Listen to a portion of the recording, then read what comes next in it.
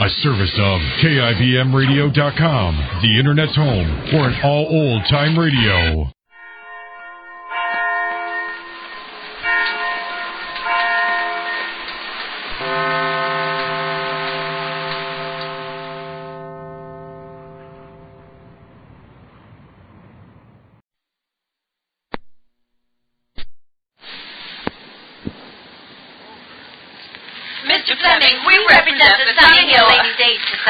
Well, say, what is this, a delegation? Yes, we want you to give a speech at our next meeting. What? Me speak before a whole bunch of ladies? Why not? You talk on the radio every day. Oh, that's different. I just stand by the microphone and talk about Duz. Well, but it's Duz that we want you to talk about. Oh, well, why didn't you say so? Well, of course, I'll be glad to talk about this wonderful new kind of granulated soap. You know, Duz does all three kinds of wash. Everything from heavy work shirts, dirty towels, to your prettiest washable rayon. Why, And believe me, that's extra good news right now during spring house cleaning. Fine, and we'll be sure and tell in your speech all that Duz can do at house cleaning time. Okay. But first, we'd like to give you a few pointers about the ladies in our club. Yes, take that snooty Mrs. Jones. She just wouldn't believe she could use this same Duz for her heaviest blankets and wash rugs and for her bright rayon curtains, too. She said that she always thought wash day soaps were too hard for those fussy colors. Say, didn't you tell her that Duz is different from any other leading granulated wash day soap? You see, Duz gives you extra safety for all your pretty rayons and colored washables. That's just what we want you to put in your speech. And when you tell how easily Duz gets those wash rugs clean, you might just glance over at that fussy Mrs. Smith. Oh, why, Mrs. Smith? Well, she doesn't see how Duz can be so safe and still get rugs clean without a lot of hard scrubbing. Well, Duz does it. In fact, no soap made can get dirt out easier than Duz. And wait till she sees how dazzling white it gets her towels and linens. Why, washings don't come any whiter than Duz gets them. That's right. And that's why I say to every lady listening, you ought to try Duz and see what a really new kind of granulated soap it is. Just ask for DUZ Duz today. And remember, during spring cleaning time and all the time, let Duz do everything in your wash.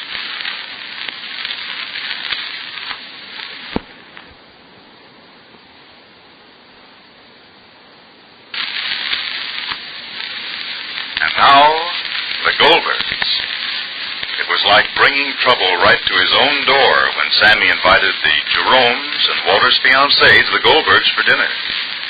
Molly and Jake didn't want it, but the Jeromes were present, and Molly was going to make the best of it. But then, Rosie called from Florida. Now, Rosie's in Florida because she fell in love with Walter, and Molly thought that distance might bring Rosie back to her senses. But distance seems to have inflamed that condition. Especially now that Rosie knows that Walter's in the house. Listen. Sam, please, so don't hold the receipt for sale. Word, Rosie's on the wire. What can I say to Rosie now? She wants to talk to Walter. What shall I do? Go inside, Sammy, and entertain the company which you invited and which we did not. All right, please. It's going to start the backwards and forwards conversation. Give me the phone already. Please go inside, I'll Sam. go, but I don't know what... Give me the phone. Oh, please let me already, please. Hello? Hello, Rosalie? Rosalie, it's a very lengthy conversation, dear.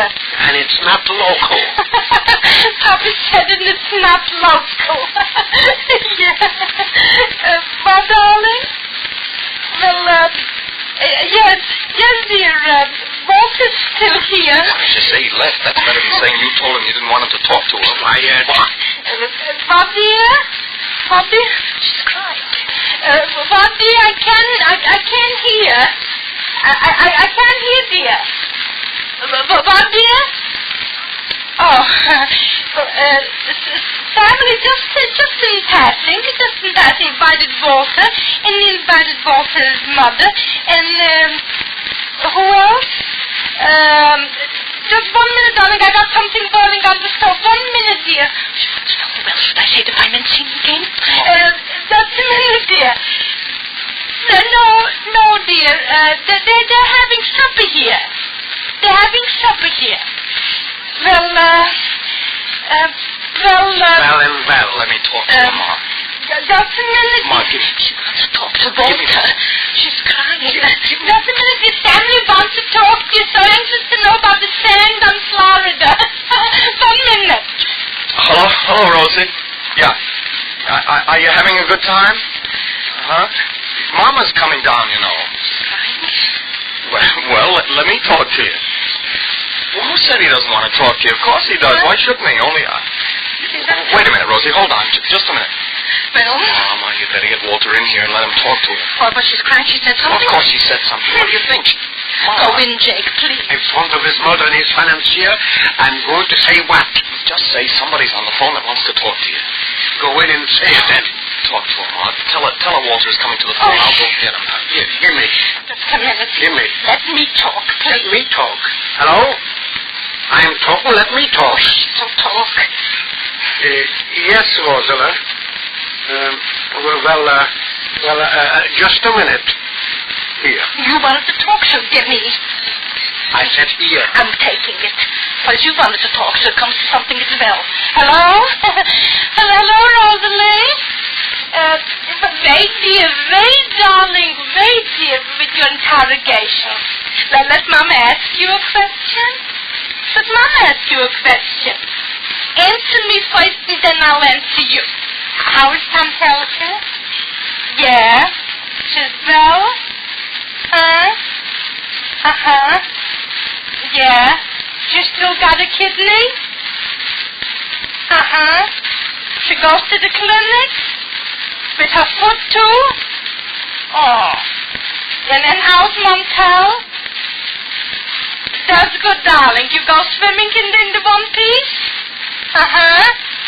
All right, dear. Rosamond, darling, it just so happened that Sam invited Walt and his mother. Yes, and... Yes. Very nice. Just hold, darling, hold. Here's Walter. He wants to say hello, dear. Here's Walter. Here, Walter. Come inside, Pa. I will in a minute. Hello? Hello? Is it connected? Hello, operator. I was talking to Florida. Daytona, Florida. Yes, Daytona, Florida. Well, get them back, please. They're disconnected, huh? Yes. Oh, are they still trying to reconnect? Walter, are you still on the phone? I'll be right in, Mother. Come inside, Pa, please. We are going to have supper tonight, Molly. I'd like to know when. As soon as the call comes back. I'm coming. I'm sorry we came here tonight, Mr. Well, you're Goldberg. here, Walter. Yes, but everyone wishes I was 1,000 miles away. Well, that's not so. You, Walter? Who's calling you here? It's my daughter. Oh. Let's see. Your daughter. But isn't she in Florida? Yes, she is, Mother. And she's calling all the way from Florida to talk to you, Walter? Mother, please. Oh, have I offended anyone? Mrs. Goldberg, did your daughter meet my son's future wife? No, Mrs. Jerome. My daughter left for Florida the day that you arrived, you see. Her train left and your train came, but if you mean, does Rosalie know that Walter has a fiancée? She knows about Norma. Well, why are we sitting here? The operator's getting the number back. For you? Excuse me, I'll see to the table. Why don't you go inside, Mother? The phone call hasn't come in yet. I'm not disturbing your conversation. Why is this call so important to you? What am I doing here at all? This lovable family was supposed to be an object lesson for me. What am I to see? You're holding long-distance conversations with their daughters while your fiancé sits in the next room? Is this the symbol of the virtues of humble poverty? Walter, you picture yourself living this kind of a life. What are you talking about, I'm Mother? talking about you and your future happiness. Can't you see what these people are doing? Are you enjoying this scene, Mother? You can ask me that. All right, Mother. Go on. Tell me over and over again what you did for me, what you want from me, what you expect of me. Or shall I say it for you? Continue this attitude, I could forget you myself. I wish you would. Yes? You know what you would be without me? You never did a single thing in your life for yourself. What are your talents? What are your abilities? What can you do? You hold a position that any one of my $10 clerks can't do? Please, Mother, not so loud.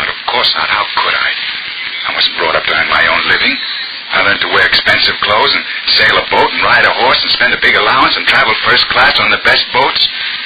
I studied philosophy at college, not stenography. Are you sorry? Of course not. I want all the advantages of life.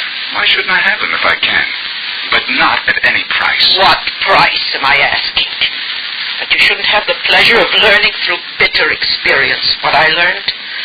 That you shouldn't be an easy victim to these people who can only see our money, our social position, the advantages we can give them? Is that the price you won't pay? Is that what I'm asking you that makes you oppose me and fight me? Is that the way I'm hurting you and disappointing you as a mother? I'll take it. Excuse me. I'll take it. Hello? Yes? Yes? Yes? Rosalind? 1 minute, darling. Oh, is it Rosie? Yes, darling, we're reconnected now. Speak to Rosie. Just a minute, Rosalie, dear. Just a minute. Walter wants to say something. Just a minute. Here. I'll be right in, Mother. I'm terribly sorry, Walter. I didn't know this was supposed to be a secret. Jake, I'm going inside. I'm very sorry. All right. Very sorry. Hello, Rosie. When are you coming home? What? Not until I leave? Well, then you're going to stay in Florida the rest of your life. Because I'm not leaving Glastonbury until you get back. So, despite what Molly said, despite what he seemed to mean when he answered Molly, Walter appears to be encouraging Rosie. And poor Rosie, way down in Florida. Hearing Walter say this, what does she feel? And what will she do?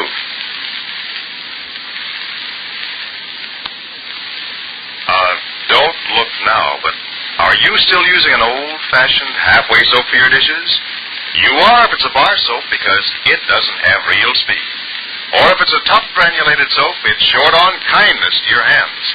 Well, if you've been struggling with such halfway soaps in your dishpan, then new Does will be welcome news. You see, Does is that wonderful new kind of granulated soap for everything in your wash and save. Does has everything for dishes, too, from whirlwind speed to extra gentleness for your hands. Notice how wonderfully smooth and soft your hands feel after doing dishes with Does. Actually, it's far kinder to your hands than any other leading granulated wash day soap. Yet Does can't be beat by any soap made for speedy dishwashing. Cuts even tough grease without any hard scouring. Why, you can see the difference in Does right in the sun. So try it today. So try it today. So try it today. So try it today. Does has everything for dishes. And be sure to listen to the next episode of The Goldbergs. Next time, the dinner begins, and it isn't pleasant, especially when an uninvited guest comes in and talks too much to Walter's mother. This is James Fleming, wishing you good day for Procter & Gamble. Wishing you good day for Procter & Gamble. Wishing you good day for Procter & Gamble. Wishing you good day for Procter & Gamble, makers of Does, the new kind of granulated soap for all three kinds of wash.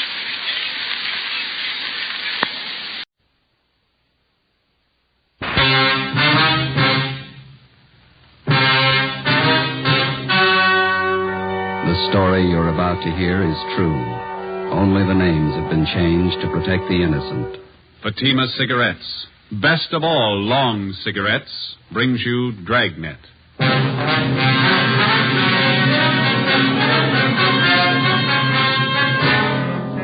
You're a detective sergeant. You're assigned to robbery detail. In 4 months, 15 food markets in your city have been held up and robbed. The bandit is well-dressed, well-armed. Your job, stop him. You'll be amazed when you compare Fatima with other long cigarettes. You'll find they now cost the same. But in Fatima, the difference is quality. You see, Fatima is the quality king-size cigarette because it contains the finest Turkish and domestic tobaccos superbly blended. And Fatima is extra mild with a much different, much better flavor and aroma than any other long cigarette. Because of its quality, its extra mildness, its better flavor and aroma, Fatima has more than doubled its smokers coast to coast. So try comparing Fatima yourself. Fatimas now cost the same as other long cigarettes, but your first puff will tell you. Ah, that's different. Yes, in Fatima, the difference is quality. Ask your dealer for Fatima, the quality king-size cigarette. Best of all long cigarettes. Start enjoying Fatima tomorrow.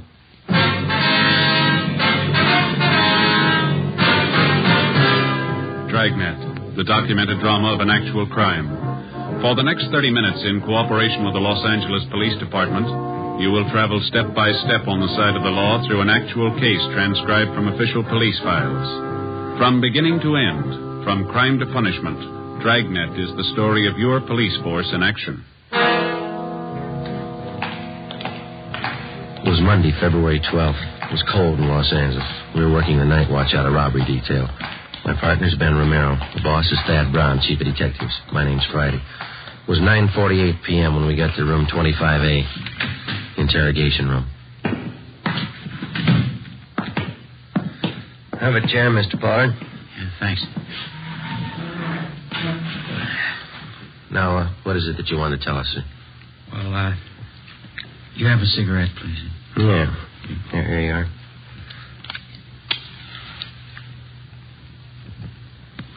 Thanks.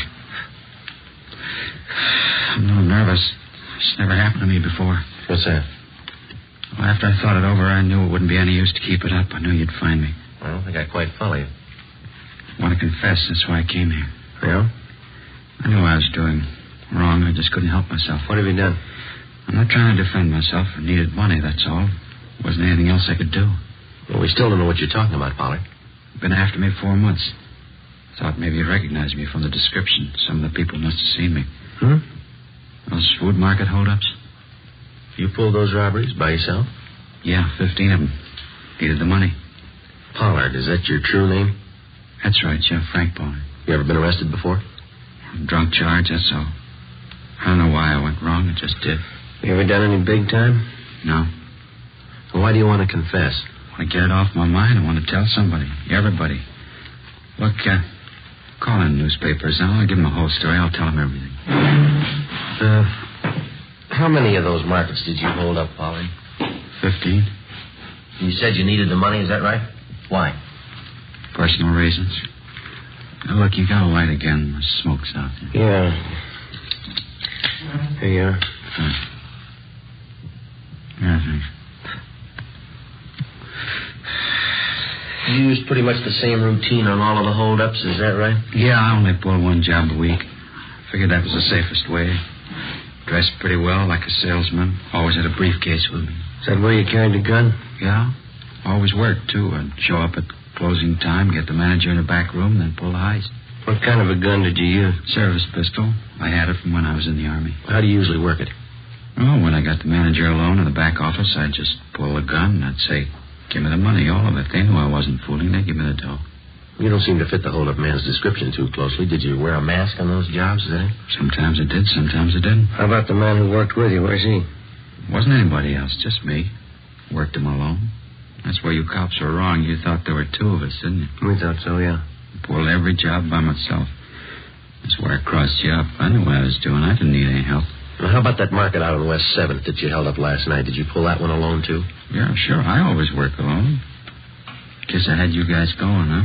Your story doesn't come very close. The man we're after doesn't use a service pistol. He never wears a mask, either. What are you guys getting at? I told you I pull those robberies. I ought to know how it happened. I use a service pistol. Did you use it in that robbery last night, the one out on West 7th? Sure, I always use the same gun. Last night was no different. You're wasting time, mister. How do you mean? Look, I just want to confess. No, sir, there wasn't any robbery last night. On further questioning, the suspect, Frank Pollard, broke down and admitted his confession was a lie. He explained that he wanted the publicity to impress a girlfriend. We had him fingerprinted and delivered him to the Georgia Street Hospital detail. It was filed on and then removed to the psychopathic ward at the county hospital for further examination and treatment. Our 4-month-old search for the market bandit went on. In the 2 weeks that followed, we tracked down more leads. They led nowhere. The real market bandit was still at large. On the night of February 25th, they hit again, this time at a supermarket out on Santa Monica Boulevard. We interviewed the manager, a Mr. Harry Talbot, in his small office at the rear of the store.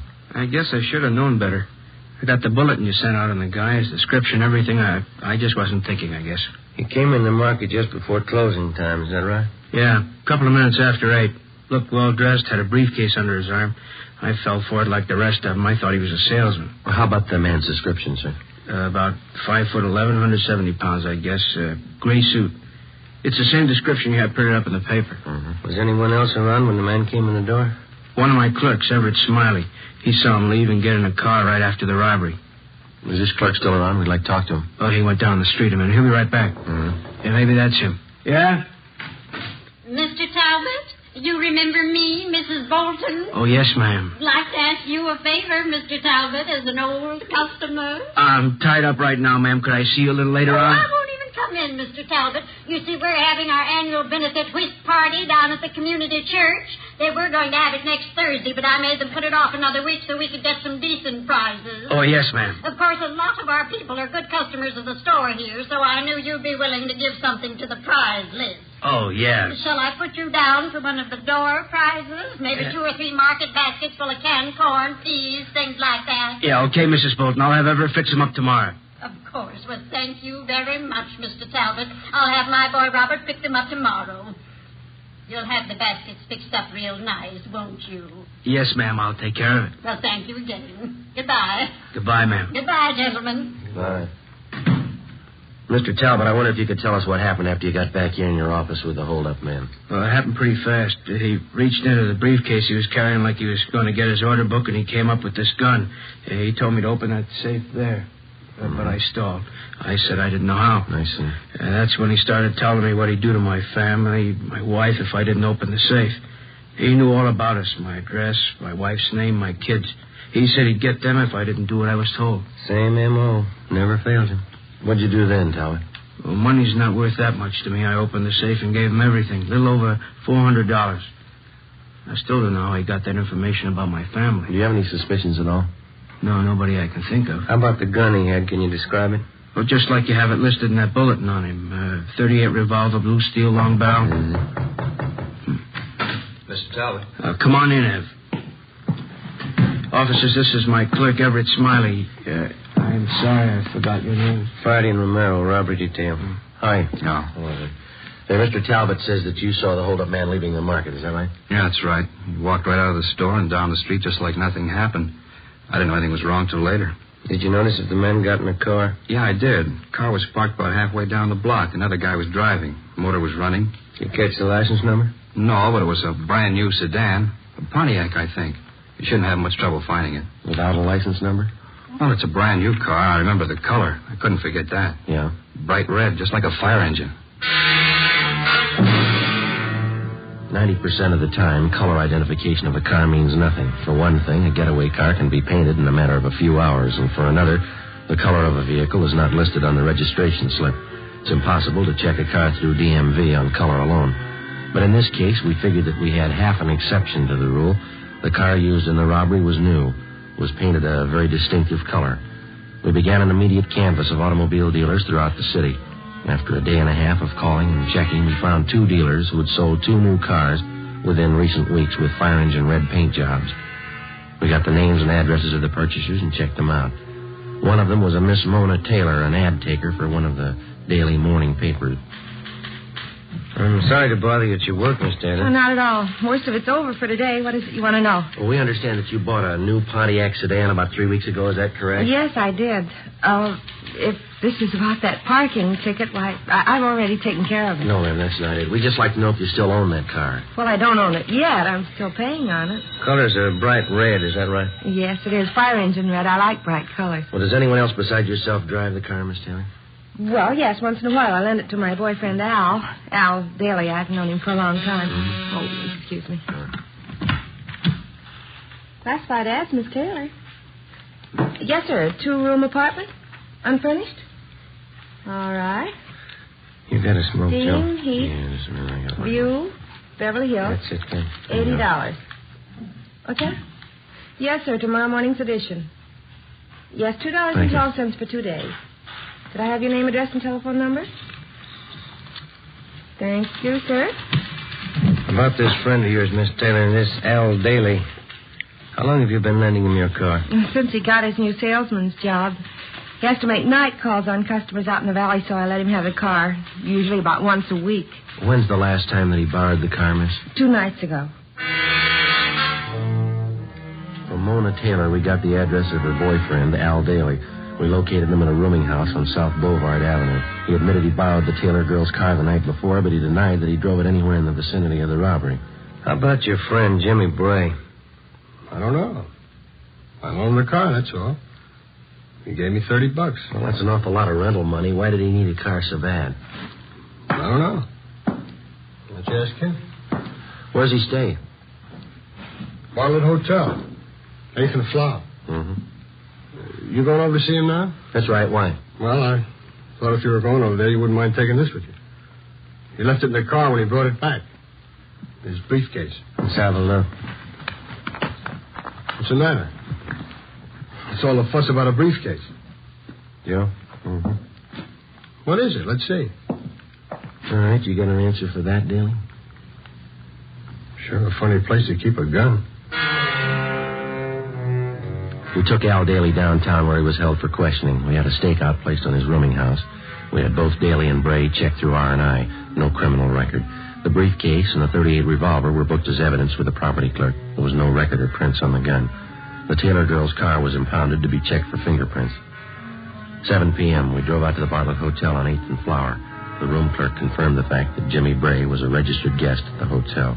You want to call the office, Joe? Yeah, all right, I'll do it. You got change? Yeah, I think I have. Yep. Okay.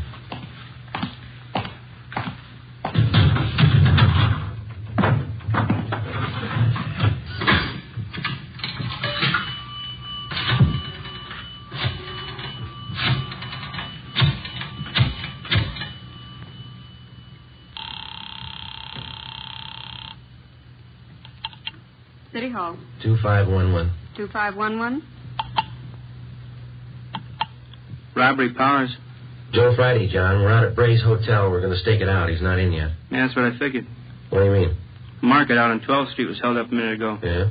Bandit carried a briefcase.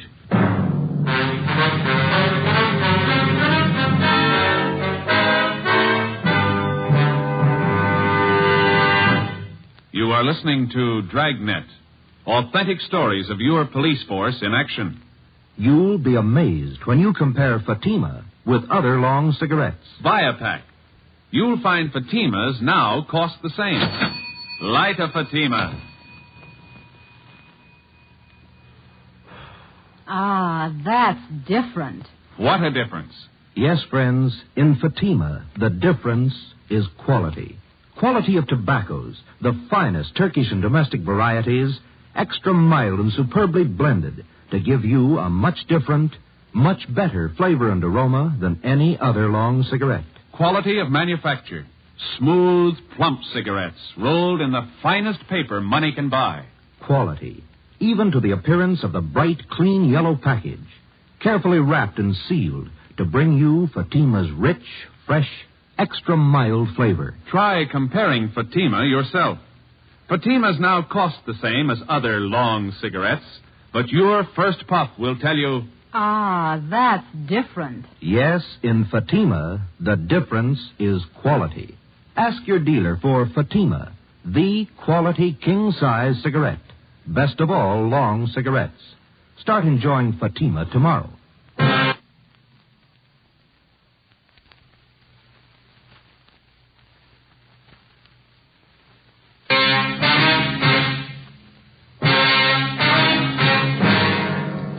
.30 p.m. After checking Bray's room and finding nothing, Ben and I remained on stakeout at the Bartlett Hotel. The suspect failed to show up. At midnight, Young and Mackenzie came out and relieved us. We drove back to the office and got the particulars on the holdup of the 12th Street Market.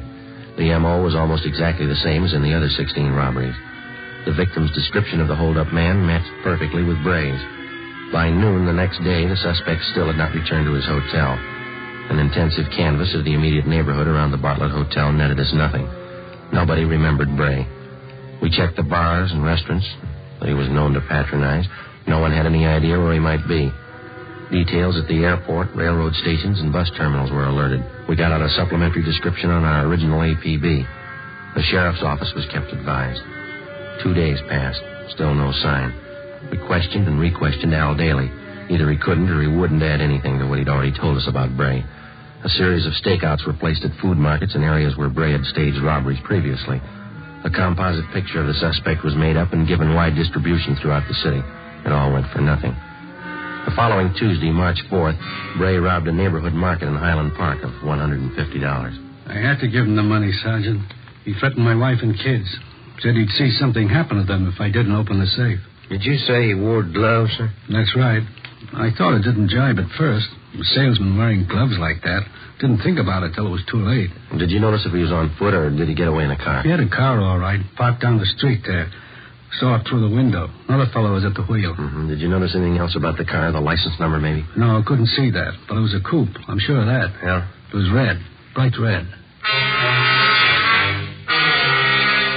There was one angle we couldn't figure. If Bray was bent on a steady career of robbery, why did he use an escape car painted the most conspicuous color possible?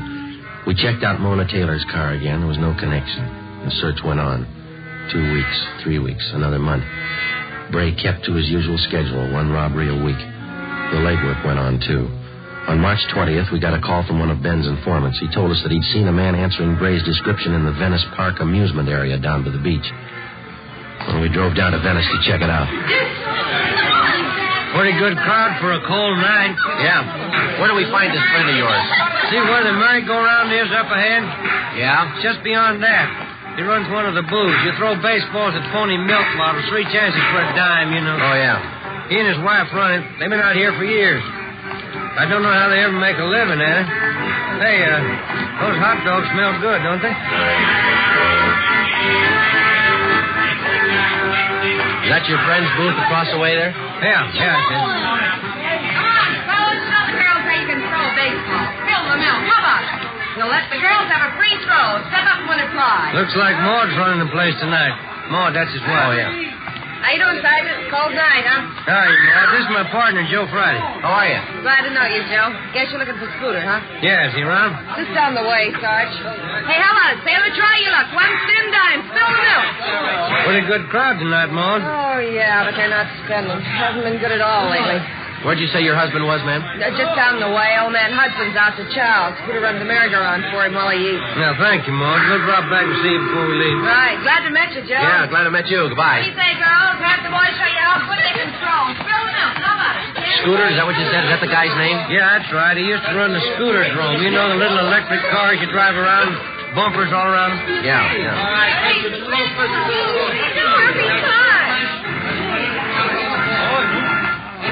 there he is. Scooter?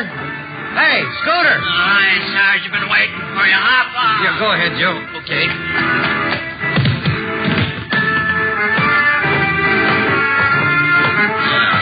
How you doing, Sarge? Good to see you. Scooter, my partner, Joe Friday. How are you? Yeah, glad to know you, Joe. I guess we can talk here as well as any place, huh? Sure. What's the story, Scooter? It's like I told you on the phone. Murphy down at the Penny Arcade, he noticed the guy first. He pointed him out to me. He sure hits close to Bray's description. Well, when did you first see him? Oh, 2 nights ago, I wasn't so sure it was Bray the first time. Then I saw him last night. That cinched it. I didn't hear that. I said I saw him last night. That cinched it. Oh. Well, when did this Murphy, was that his name? When did he first see him? About a week ago. He's got an eagle eye for strangers who hang around. Murphy thinks the guy's staying out here someplace. Is there any idea of where? Yeah. Just a minute. No jumping around like that, son. Now you'll fall off and bang your head. Kids. Where'd you spot this man, Scooter? Same place Murphy did it. He's hanging around the shooting gallery down the way. The guy who runs the place is new. We don't know him well enough to ask him about it. You mean this man who looks like Bray just hangs around the counter there? Well, no, not exactly. You see, there's a little office to one side of the shooting gallery, and the times I seen the guy, he was either coming in or going out of there. Mm-hmm. When's the last time you saw him, Scooter? Huh? I say, when's the last time you saw him? Oh, earlier tonight, about 6:30. Yeah, I think Murphy's right. The guy's holding up in there. Hold on there, Curly. Now, don't try to get off the merry-go-round till it stops. That's the girl. Thank you a lot, Scooter. We'll check back with you before we leave. Yeah, okay, Sarge. I hope it helps you out. I'm glad I met you, Joe. Right, see you later. There's the shooting gallery down there by the bullseye, son. Yeah, if the guy is Bray, it's funny that he hasn't been spotted before. This area is pretty well patrolled here. Try your skill, fellas. 10 shots, only quarter. We're police officers. Like to ask you a few questions. Oh, what about? What's your name? Gridley. Max Gridley. You know anybody by the name of James Bray? Bray? Uh-huh. No, I don't. Why? How about this, Mr. Gridley? Know anybody who fits that description? No, it doesn't mean anything to me. What's the matter, anyway? Well, a man answering that description has been seen entering and leaving this office right next door over here. It's part of your concession, isn't it? Yeah, that's right. But I'm the only one who uses it. Somebody must have got the wrong slant. Then you wouldn't mind if we looked it over. Routine investigation. Well, I don't know. Yeah, all right. I'll come around and open the door for you. All right, come on.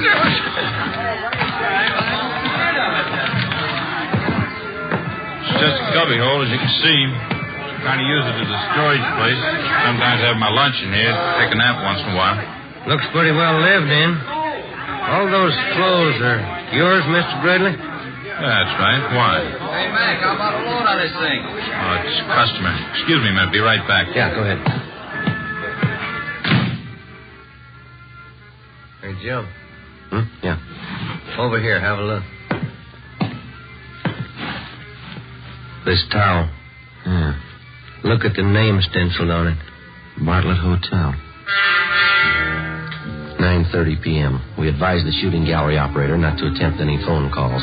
Then I called the office, and Ricketts and Powers came out to help us with a stakeout on the shooting gallery and the adjoining office. Ben and I covered from the Penny Arcade directly opposite the shooting gallery. Ricketts and Powers were staked out 2 doors away at a stand that advertised handwriting analyzed, 25 cents. We waited. Ben munched on a bag of popcorn. 10:30 p.m., no sign of the suspect. 11 o'clock, still no sign.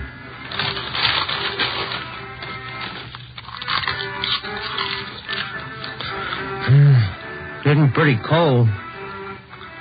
Everybody going home? Yeah. You got any more of that popcorn there? Oh, yeah, here you are. 2 pieces left. Very good. Must have been. Not much in there now. Oh, I'm sorry. I can get another bag. Machine's right over there. No, turn it off. How about some peanuts? No, thanks. Oh, sure there's some in there, Joe. Want some? No. Sure would like to see Bray show up. Hate to spend the night staked out here. Yeah. Hey, wait a minute. Look. Huh?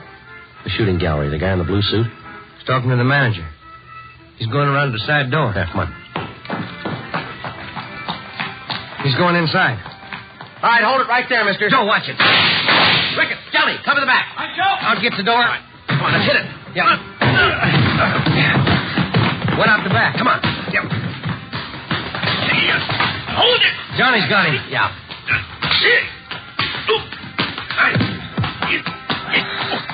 Good. Johnny, you okay? Yeah. They're rough. Let's roll him over, huh? Yeah, all right. How about it, Joe? Short, dark complexion, fat. What do you think? I don't know, but it's not Bray. Ricketts and Powers remained on stakeout at the shooting gallery while Ben and I took the suspect downtown along with the proprietor of the shooting gallery, Max Gridley. We had the man treated for cuts and bruises at Georgia Street Receiving Hospital, and we took him to the office. He identified himself as Blake Chatfield, an unemployed salesman. After 2 hours of questioning, he broke down and admitted that he was Bray's accomplice. In each of the 18 robberies, he drove the getaway car. He said for the past month, he and Bray had been living in the office adjoining the shooting gallery. He was booked at the New City Jail on suspicion of 211 PC. Max Gridley was held for further questioning. 1:35 a.m. We checked back in at the office.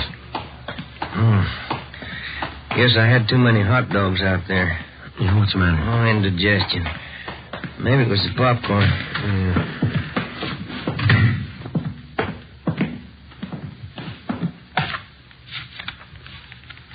couple of messages in the book. My wife wants you to call her before you go home. Uh-huh.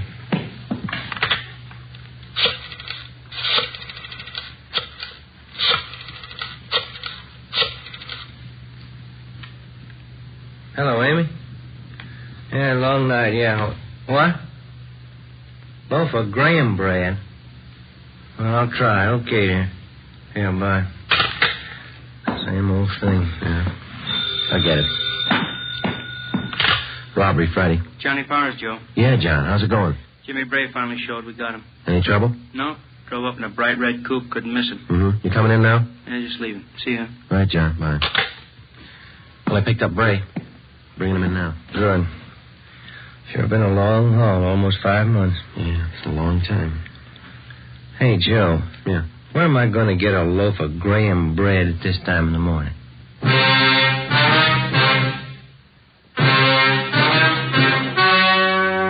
The story you have just heard was true. Only the names were changed to protect the innocent. Now, here is our star, Jack Webb. Thank you. For the past few weeks, I've asked you to send me the names of dealers who are out of Fatimas. You see, the demand for Fatimas is so great, I want to make sure that all of you can buy them. So keep on writing.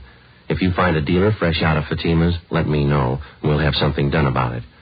Write your dealer's name and address on a card and mail it to me, Jack Webb, Post Office Box 951, Hollywood 28. That's Jack Webb, Post Office Box 951, Hollywood 28. Now, a word for you, Mr. Dealer.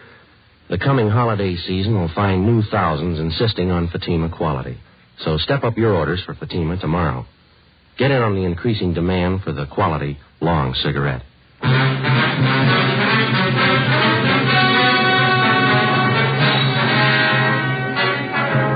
James R. Bray and Blake A. Chatfield were tried and convicted on several counts of armed robbery and received sentences as prescribed by law. Max Gridley was filed on for failure to register as an ex-convict. Bray and Chatfield are now serving their terms in the state penitentiary. Technical advice for Dragnet comes from the Office of Chief of Police W.H. Parker, Los Angeles Police Department. This is Bob Hope. Can we steal a second? Chesterfield always wins first place. That Miler mild tobacco never leaves an aftertaste. So open a pack, give 'em a smell. Then you smoke 'em. Don't forget to give Crosby for Christmas. I mean the Chesterfield Christmas carton with Bing as Papa Santa Claus. See you Tuesday. Fatima Cigarettes, the best of all long cigarettes, has brought you Dragnet, portions transcribed from Los Angeles. Coming up, We the People, then Screen Directors Playhouse on NBC.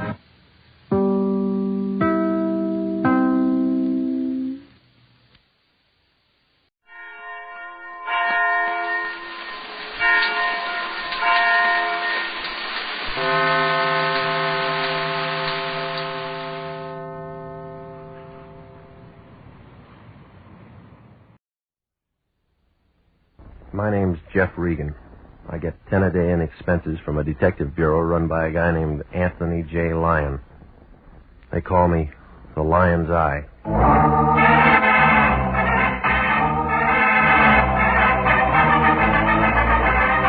With Jack Webb as Jeff Regan, investigator, stand by for hard-boiled action and mystery and thrilling adventure in tonight's story of The Man with the Key.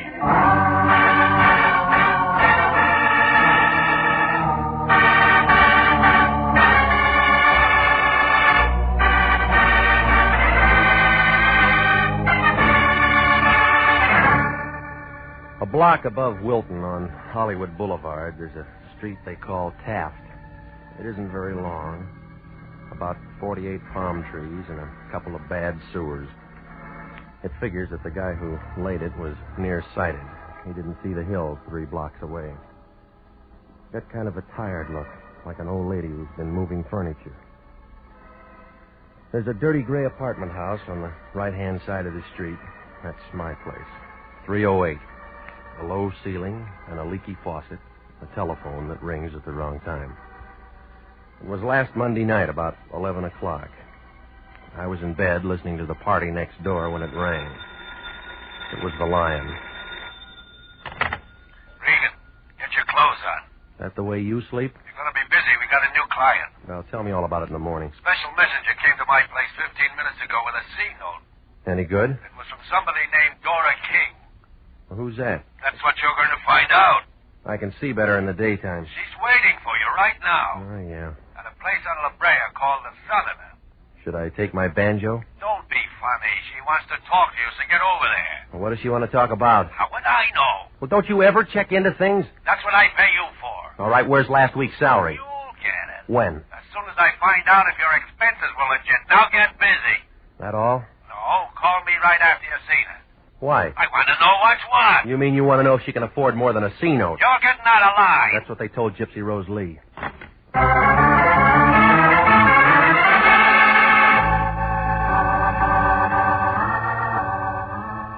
Well, I got over there about 11:30. Turned out to be a small place, long on the shadows and short on the whiskey. There was a bald-headed guy playing a piano in one corner. I guess he'd been inside for a long time, because he'd never been out for a music lesson. The bartender was the only other guy in the joint. His name couldn't have been Dora King. So I went to work on a straight shot and waited. 2 drinks later, a girl in a black dress walked in. She took in the piano player and the bartender and me. I won. She started toward me with a slow, easy kind of a walk, like a panther looking for breakfast. When she oozed onto the stool beside me, the bartender got damp all over. The air conditioning wasn't doing him any good. What'll it be, miss? Make it the same as his. Okay, bourbon and water. Got a match? Yeah? Got a cigarette? Mm-hmm. Got a name? Maybe. I'll bet it's Regan. All right, you got that much. My name's Dora King. I'm sorry I'm late. You ever on time when you meet a guy? No. Your money, you can spend it any way you want. You always this nice to customers? I don't get paid to be nice. What do you get paid for? Have you got a story? I haven't had my drink yet. Hey, you. Coming up. I'm jet propelled. Here you are, miss. Hey, hot night, ain't it? You waiting for the weather to change? It ain't gonna change in here, brother. What's your first name? Jeff. I don't like it. Neither do I. I'm going to call you Regan. All right, let's start calling. Have you got a license? Covers up a hole in my wall. Have you got something that says you're what you say you are? All right. Here. The lion's eye. 6 feet, 170. Brown eyes. You fit? Yeah, I got a mole on my left shoulder. Let me feel. You pass. Okay, you won the toss. Let's kick off. Well, this isn't where we play. We'll go in my car. Where? You'll find out when you get there. Maybe I won't like the field. You trust me, don't you? No. Good. Fill her up again? We're just leaving. Floor show starts in a couple of minutes. That piano player going to be in it? Yeah, he's my brother. He's going to play something he wrote himself. Any good? Stinks. Maybe you better go.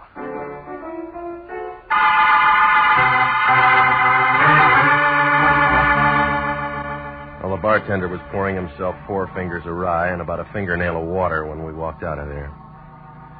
We climbed into a big Nash convertible, parked in front of the place, and headed for Santa Monica Boulevard. Then we turned east, past Western, down to Vermont, and south to Marathon. All at once, we were climbing a hill on a dark street. That gave us a view of the city. 20 years ago, a real estate broker might have had something, but now it was just an old neighborhood with a sad look, like a toe dancer with a short leg.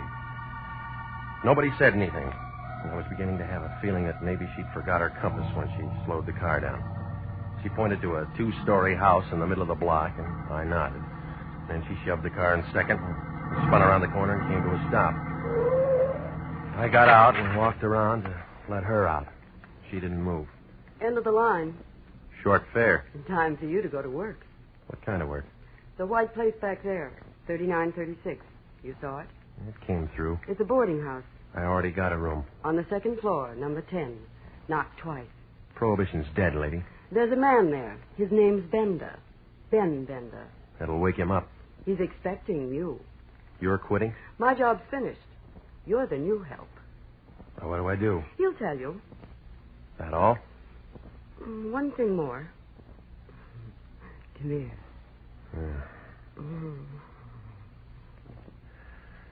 Part of my fee?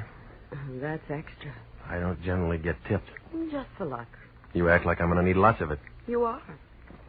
When do I see you again? You don't. Goodbye, gorgeous.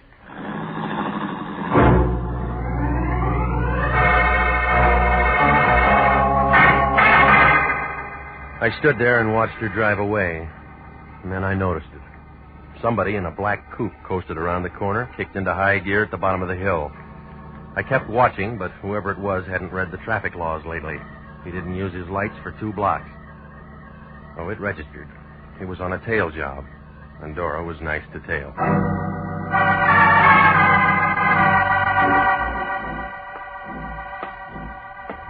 .39:36 marathon. Inside, it smelled like stale beer and rotting wood. Room number 10 was at the top of the stairs. The door was already open. A thin guy with a hungry look was sitting on the edge of the bed. He was all bones. He didn't get up when I came in. He just kind of looked at me, and his eyes were full of water. All of a sudden, he pulled a bandana out of his pocket and began coughing. You're sitting in a draft. All my life. You Regan? A girl with warm lips said I'd find you here. Thanks for coming. Sit down. Hey, just got back from a trip. Up north? Yeah. Sanitarium? State said I needed a cure. Did it take? What do you think? You're still coughing. The doctor said I could go.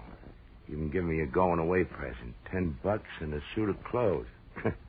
It's a bum rap. That's what they all say. Who I am? Ben Bender. Big Ben Bender. Does that mean anything to you, Pilgrim? Must have been before my time. Yeah? How old do you think I am? I'm out of practice. I look 60. And I'm 45. That's what 7 years in the sanitarium will do. You ought to get a specialist.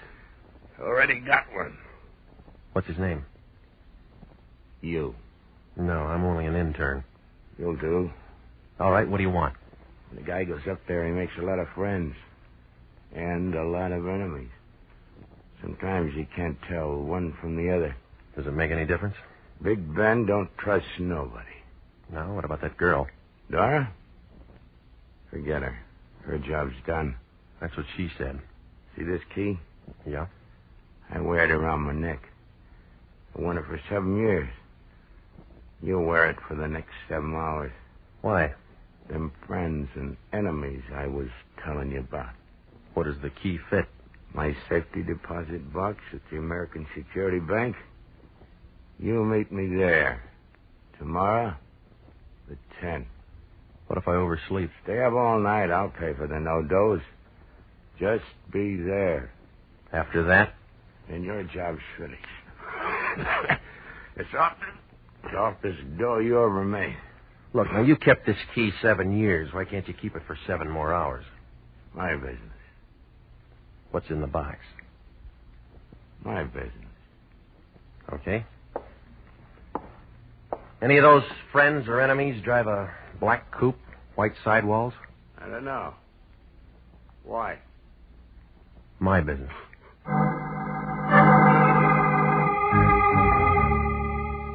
I left him sitting there. He looked as happy as a sword swallower with the hiccups. Well, I put the key in my coat pocket, but it felt hot, like a dynamite stick with a short fuse. If Big Ben had been holding it for so long, somebody else might want it. Maybe somebody who drove that black coupe. Well, I went out the back entrance, walked down an alley, and doubled over 5 blocks to Vermont. I stopped a cab, and I had him take me over to the Lyons place. It was 2:30 in the morning when he opened the front door. He was wrapped in a bathrobe big enough to keep all the silkworms working overtime. What do you want, Regan? Information. You been drinking? I've been working. What kind of work? Oh, I got a key. That all? That's what they say. Who's they? A con named Bender. Ben Bender? That's right. I thought he was doing a long run up in Quentin. Well, he's out now. Where does Dora King fit? Taxi service. She took me to Bender. He gave me the key. Let me see it. All right, here. Safety deposit box. That's right. Nurse made to a hunk of metal until tomorrow at 10. What then?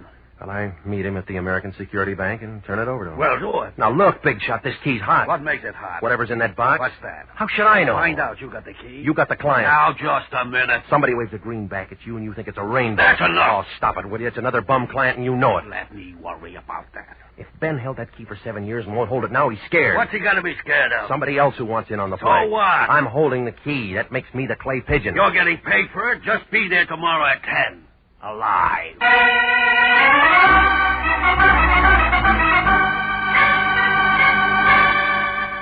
Well, I left the Lion and went out to the street. Nobody was there. I hailed a cab, and he let me off in front of my place. Nobody was there. I opened the front door of my apartment. Nobody was there. It began to feel like a good bet for the Lonely Hearts Club. It was a good feeling. I sat up all that night waiting. Nothing happened. I felt about as popular as a bald-headed chorus girl. Nobody made a play. It was 5 minutes to 10 when I pulled into the parking lot next to the American Security Bank. The car next to me was a black coupe with white sidewalls. It could have been the same one that tailed us the night before.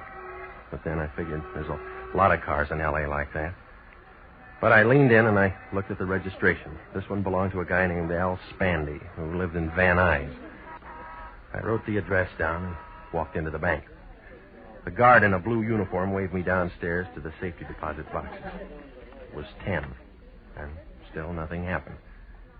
I began to feel kind of relieved, like a flagpole sitter when the wind died down. Big Ben hadn't showed yet. The only one there was a blonde sitting in a glass cage in front of the vaults. She looked at me, and I began to wonder what she did on her days off. Good morning. May I help you? Yeah, I want to see if the rent on my box has been paid. Here's the key. 60B. Just a minute. I'll take a look. 60B. 60B's all paid for. Well, I guess my partner must have taken care of it. This isn't a joint box. You're the only one who can get into it, Mr. Bender. Would you like to go in now? No, I'm waiting for somebody. We're all waiting for somebody. I'm waiting for a man. So am I. Been waiting long? Years. Here? Yes. Better places to wait. The ones with money keep coming here. My name's Claire. I'll remember that. Will you remember this? Granite 3408. I'll try it on my phone. When? As soon as I get a spare nickel. I'll give you one. Well, you'll run out of them that way. That's why I work in a bank. Kind of hard on the depositors. Your, friend's late, isn't he? I can wait. Maybe he forgot. He should have tied a string around his finger. No, lady. He already had one around his neck.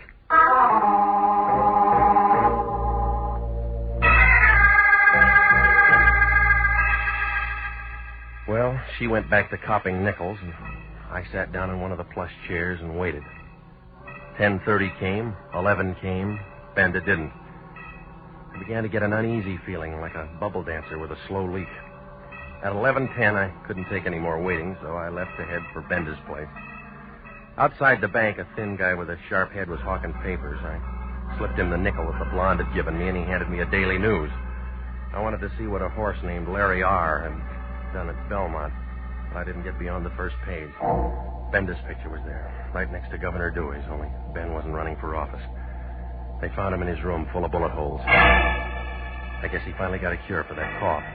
I took my car out of the lot and headed for home. I mixed myself a tall one, and I was just getting to the bottom of it when a couple of guys kicked my door open. Regan? Yeah. I'm Lieutenant Anderson, homicide. This is Sergeant Pinelli. Hi. Don't you guys believe in knocking? My knuckles are sore. Nice stuff. Well, help yourself. It's out in the kitchen. Don't drink on the job. Pinelli? Me neither. You boys should have told me you were coming. I'd have called some girls. Not on the job. Pinelli? I got a wife. All right, Regan, find your hat. What for? Well, you want to look nice. We're going downtown, you and me and Pete. Right, Pete? Right, Andy. No, it's too hot there. We thought of that. We'll give you a nice, cool place, won't we, Pete? Sure will, Andy. You got a warrant? No, we just figured you might want to tell us why you did it. Did what? Tell him, Pete. Knock off Ben Bender and burn his feet. You're out of your mind. Regan, we know you saw Bender last night. We know you got out of a car on the corner and walked up to his place. We know you were the last one to see him while he was still alive. You got a witness? Pretty one. A girl told us. Oh, you're trying real hard, Anderson, but you haven't got anything. If you were the last one to see him alive, you're the first one to see him dead. That's how we figured. Did you figure on a guy named Al Spandy who drives a black coupe? I never heard of him. And how about a dozen other hoods who knew Bender? Now you're trying hard, Regan. You haven't even got a foundation. We got the whole building. It'll never stand up. We'll see. All right, you tell me why I did it. You private eyes get folders on bank jobs. I get them from Charles Atlas, too. Bender was in on an $80,000 heist 8 years ago. He went up for carrying a concealed weapon, but the money was never found. You know that the Imperial Bonding Company's offering $5,000 for the recovery of that dough. A lion.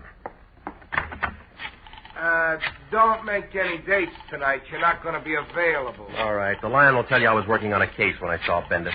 Oh, we already talked to the lion. Well, what did he say? He says he hasn't seen you for 5 days. You are listening to the story of the man with the key, tonight's adventure with Jeff Regan, Investigator.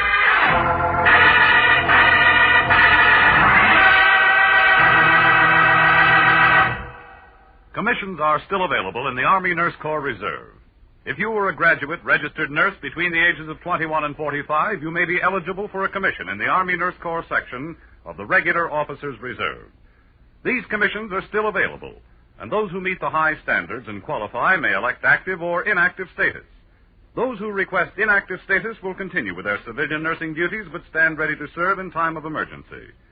Nurses who elect active duty become commissioned officers in the regular Army.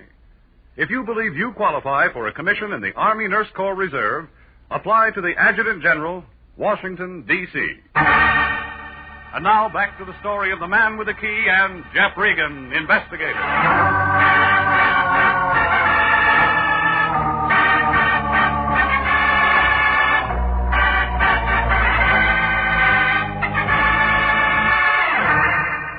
Well, I had about as much chance as a violin player with no chin.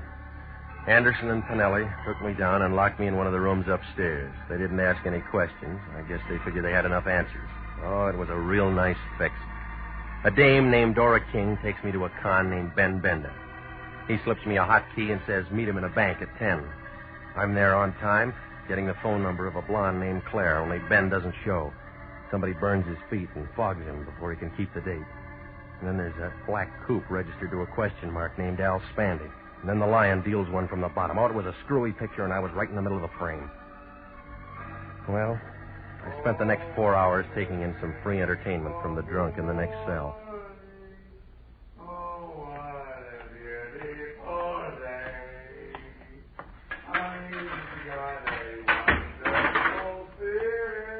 Okay, Regan, on your feet. Bastille Day?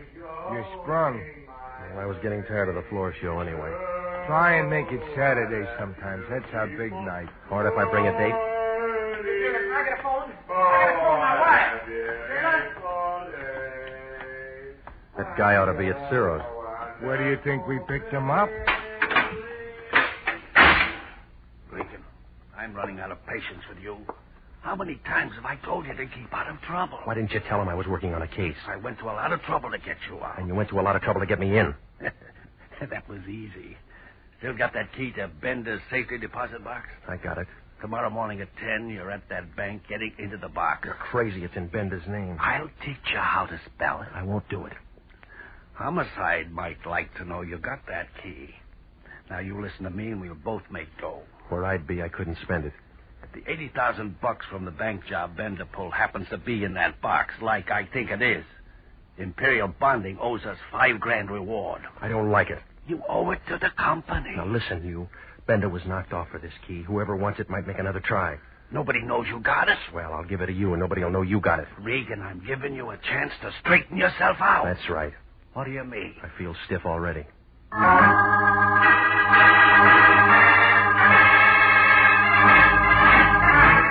Well, it was a triple play. Homicide to the lion to the black coupe. I went home to wash off some of the jailhouse Lysol. When I walked in the front door, I had company. A gray flannel suit with a yellow tie was sitting on the edge of my bed. Both hands were full. The whiskey was mine. The gun was his. When he saw me, he set down the bottle and walked over and put the gun right against my neck. It felt cold, and I got kind of nervous, like a hula dancer in a forest fire. Hiya, Regan. Been waiting for you. You like my liquor? I'm a rye drinker myself. Well, bring your own next time. That ain't being sociable. You weren't invited. How could I have been? You don't even know me. You're Al Spandy. You drive a black coupe. What'd I have for breakfast? Egg, and it's all over your tie. You look hot, Regan. You have to hold that gun there. Right there. Same one you used on Benda? The same. All right, now, gimme, Regan. I told you, I don't have any rye. Where's the key? I don't use one. My door's always open. I'm talking about that key you got from Benda. I don't have it. Do you hear any music? Yeah, but I'll sit the next one out. No, you won't. This is a men's cheat. I'll step on your toes. I don't mind. It's a polka, and I want to do it with you.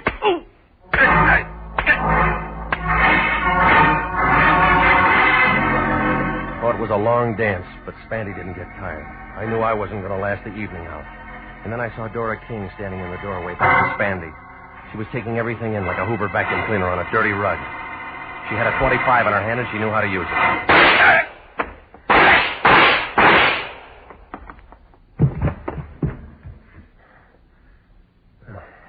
Thanks for cutting in, lady. I had to do it. He was killing you. Yeah, I'll take the gun, huh? You know I'd have to do it. Yeah. Here. Go on, drink it. Yes. Now, you want to tell me all about it? Yes. I wanted to tell you at first, but Ben wouldn't let me. He's not around to stop you. Do you think Spandy hurt him much before he killed him? I wasn't there. He was sick. He couldn't have taken much. Why'd you tip the cops on me? I thought you might have done it. Now I know different. Tell that to homicide. I will. You better. Spandy can't. He's dead? That's right. You still don't trust me. No, I don't. I couldn't help myself once the gun went off. Big Ben was my father. Yeah? He didn't want anyone to know. All he wanted was to give me a break. Why'd he hire me? He was afraid. Yeah, that's what he said. Regan? Yeah? May I have the key? I haven't got it. You can get it. Maybe. You know what's in that box? I think so. Or why don't I turn it over to the police? That's my job. Like I told you. I'm Big Ben's daughter. Yeah, lady. You convinced Spandy.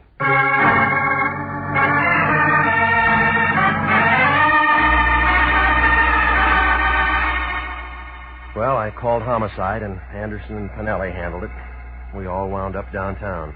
It didn't take them long to find out that the gun Spandy used on me was the same one that killed Big Ben. Dora gave Anderson her story. He said it would take some fixing, but he could keep her out of the papers. It was justifiable homicide. She wouldn't even be indicted, but they had to hold her overnight. Well, it was almost daylight when I pulled to a stop in front of my apartment. I was beginning to feel a little better, but it didn't last long.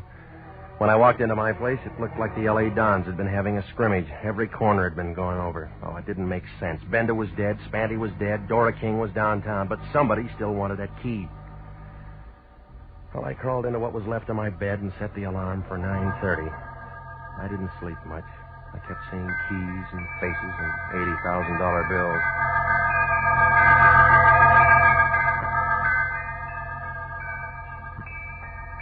Ten o'clock the next morning, Dragnet 3408 was still sitting behind the same desk near the same safety deposit vault. She gave me the same look. I waited for you to call last night. I spent the nickel. On a doctor? I'd like to get into my box. All right, Mr. Bender, sign here. All right. There you are. This way.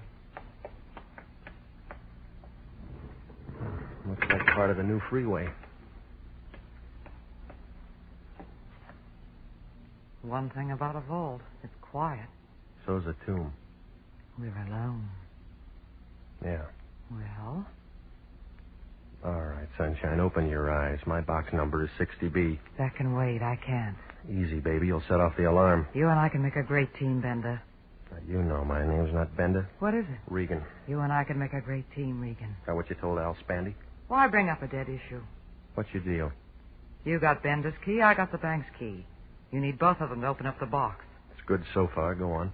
Oh, there's $80,000 there. Let's not let it go to waste. Big Ben waited 7 years to open that box. Look what happened to him. I waited just as long as Ben. And 7 years is harder on a girl. How'd you work it? Ben and I had a great plan. I was the cashier Ben heisted.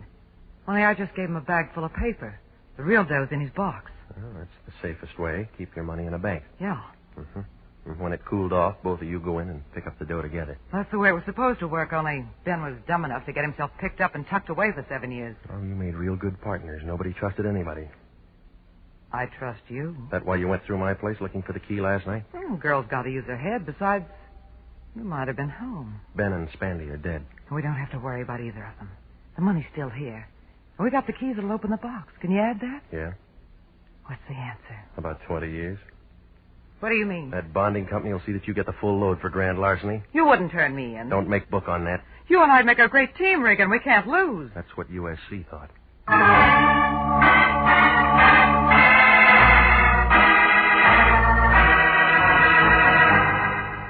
Well, I called Anderson and Pinelli, and they came out and picked her up. I rode down as far as the office with them. That wrapped it up. When I told the Lion what had happened, he was as happy as a college boy in a harem. He got on the phone right away and called up Imperial Bonding, told him to make out that reward check for 5 G's to Anthony J. Lyon. But he was real good about it.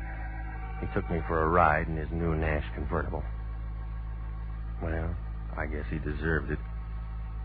He was really the patsy that had done all the heavy work ever since he bailed me out of jail. 'Cause that's when I slipped Bender's key in his pocket.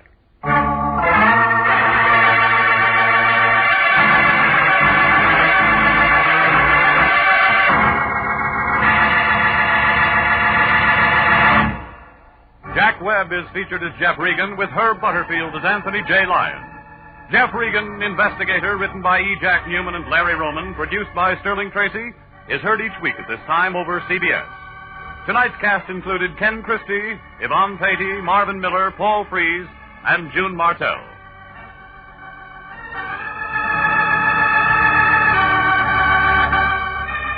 If you are a graduate registered nurse, please listen carefully to this important message. 29,000 nurses are needed to join the new Army Nurse Corps Officers Reserve. All nurses who receive reserve commissions will benefit from the opportunity for specialized training offered to them by the Army. Inactive reserve status will not interfere with the nurse's civilian life, but the educational opportunities offered her by the Army Medical Department will be of great advantage. For further information, drop a card to the Adjutant General, Washington, D.C. Original music for this program is by Dick Arant. Bob Stevenson speaking. This is CBS, the Columbia Broadcasting System.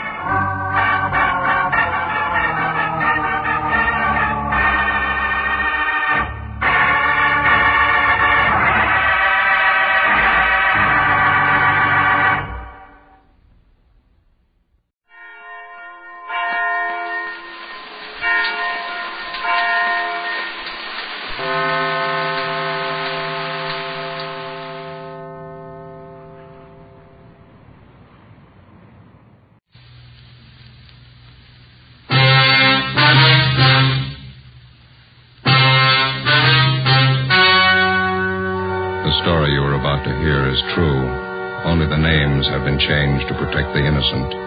Fatima Cigarettes, best of all long cigarettes, brings you Dragnet.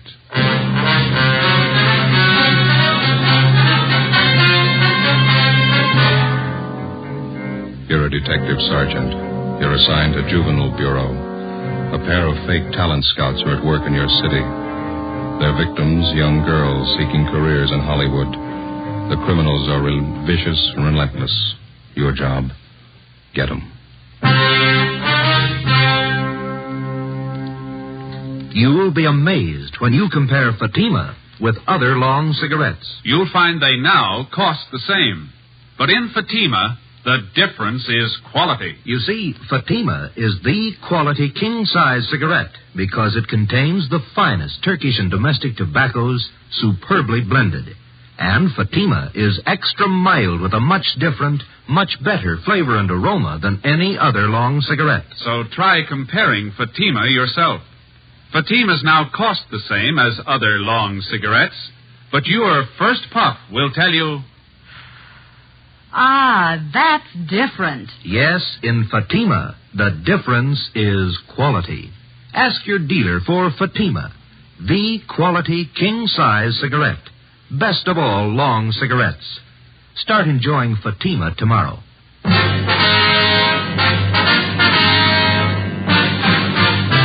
Dragnet, the documented drama of an actual crime. For the next 30 minutes, in cooperation with the Los Angeles Police Department, you will travel step by step on the side of the law through an actual case transcribed from official police files. From beginning to end, from crime to punishment, Dragnet is the story of your police force in action. It was Tuesday, May 7th. It was mild in Los Angeles. We were working the day watch out of Juvenile Bureau. My partner's Ben Romero. The boss is Inspector Bowling, Commander, Juvenile Division. My name's Friday. It was 10:13 a.m. when I got to 1335 Georgia Street, second floor. The squad room.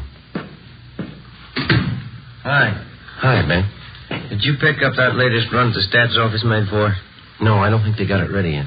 Notice there in the book it's been ready since yesterday. You were over there. You could have picked it up. Well, yeah. What's the matter with you this morning? Don't you feel good? Just this stinking cold seems to be settling in my chest. Miserable. Yes, sir? Can I help you? Oh, yes. I'd like some information, please. This is the Juvenile Bureau, isn't it? Yeah, that's right, sir. What can we do for you? Oh, mind if I sit down? I'm climbing those stairs. Takes your breath away. Yeah, sure. Here you are. Thank you. My name's Wayne Kenworthy, officers. I'm out here on a convention. My home is in Minnesota. Mm-hmm. Went out last night with some of the boys at the convention. We stopped at a bar down on your Alvarado Street. Alvarado. Anyway, we were drinking there, and the bartender got to talking to us. Finally offered us some pictures for sale. I got one of them right here. Let's see. Oh, yeah, there you are. I paid him $2 for it. Just look at that. Yeah, it's filth. You have the address of the bar where you bought this? Yes, sir, I have. That's not the reason I'm here, though. I'm not a one-man moral squad. I'm not the type makes a habit of buying obscene photographs of young girls, either. Yes, sir, we understand. Now, I bought this picture from that bartender because I know the young girl in it. She's the daughter of one of my neighbors back home in Minnesota. Known her ever since she was a baby. I see.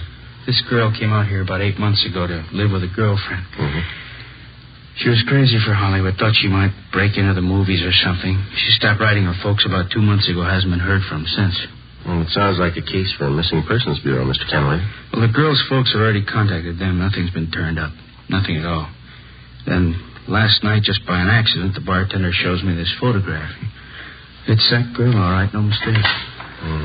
Well, we'll do everything we can to help straighten it out, sir. Well, that young girl I know. I've known her since she was a baby. Good family, good training. She never would have posed for a photograph like this. Rotten filth. She's just not the type, that's all. Yes, sir, we understand. What was this young girl's name, Mr. Kenworthy? Lois Brewster, that's her real name. When she wrote her folks, she was using another name while she was out here. Thought it might help her movie chances. Drake, I think that's what it was. Linda Drake? Yeah, that's right. About 5'4", 115 pounds, dark hair, dark eyes. That's right. Yeah. You know where she is? Oh, yeah, we do. We had her case called to our attention. Where is she? Is she all right? No, sir. She's dead.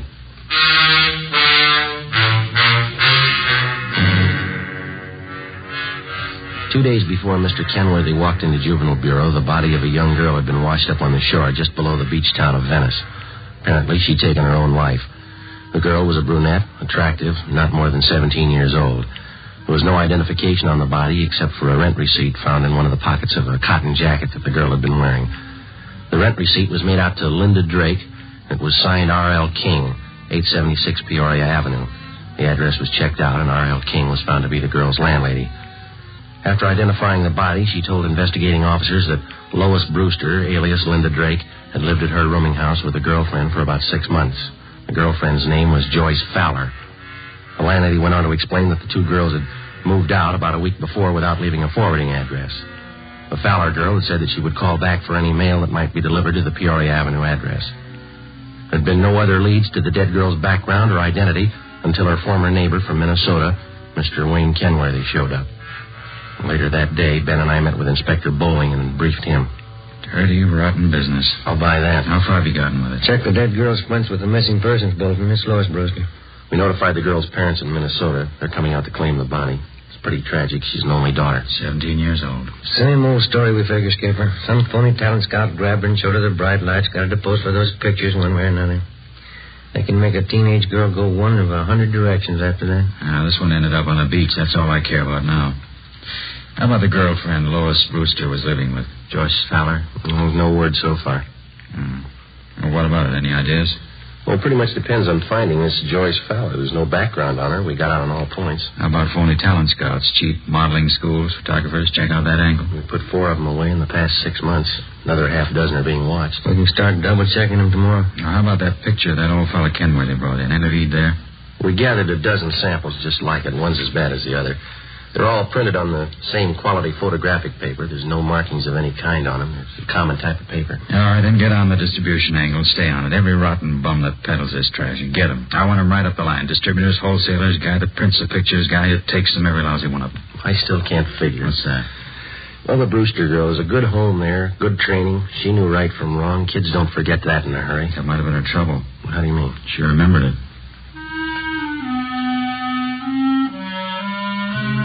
Wednesday, May 8th.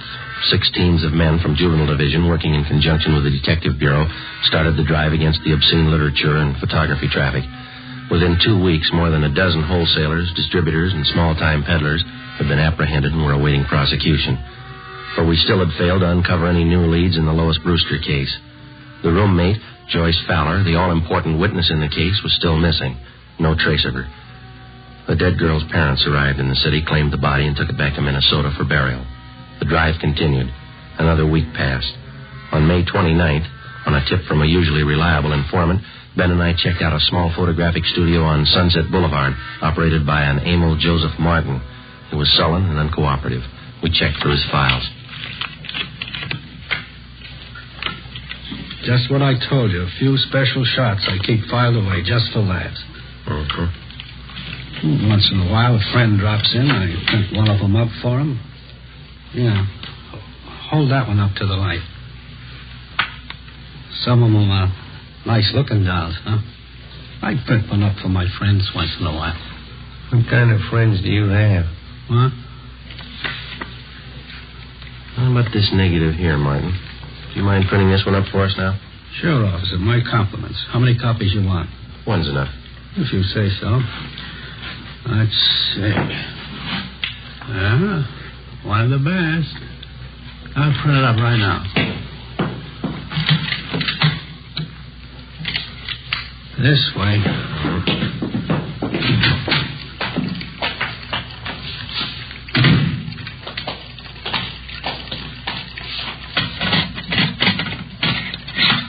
This one's a real collector's item, you know. Yeah, right. A friend of mine got me the negative. $100 it cost me. Worth it, though. I'll make up a couple of prints for you, huh? One's good. Okay, anything you say. You want to get that light switch? Oh, yeah. All right.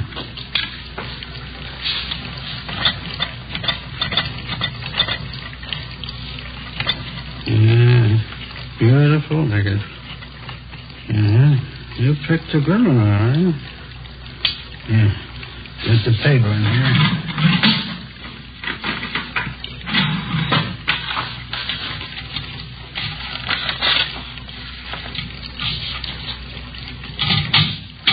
Yeah, that does it. Okay, one print. That's all you want? That's all.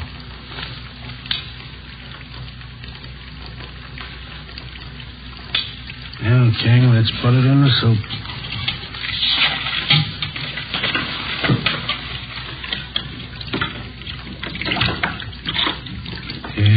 bet you get a kick out of this one. Real beautiful girl. How'd you happen to get a hold of this negative? Did you take the picture? No, a friend of mine got it for me. It cost me a C-note. There we go. Put it in the stubber.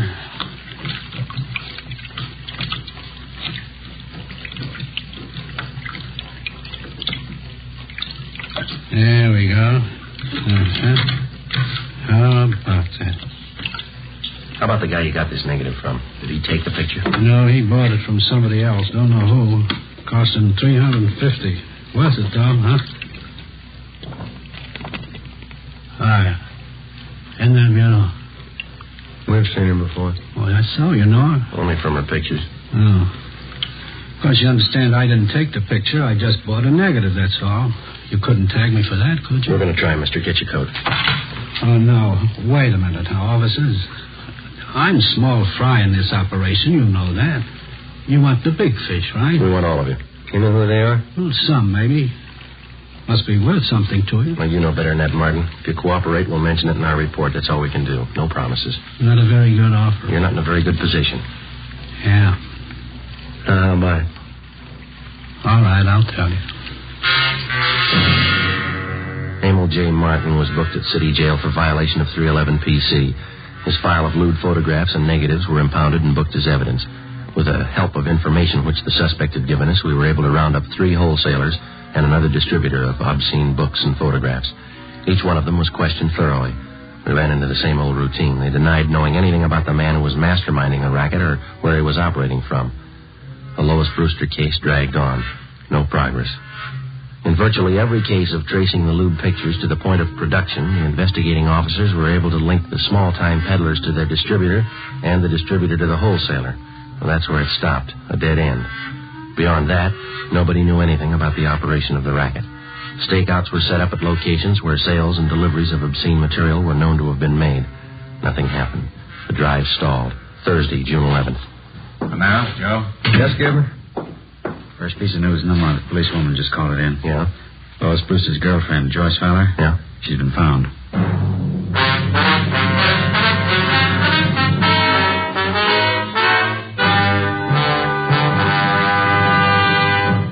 You are listening to Dragnet for the solution to an actual case from official police files.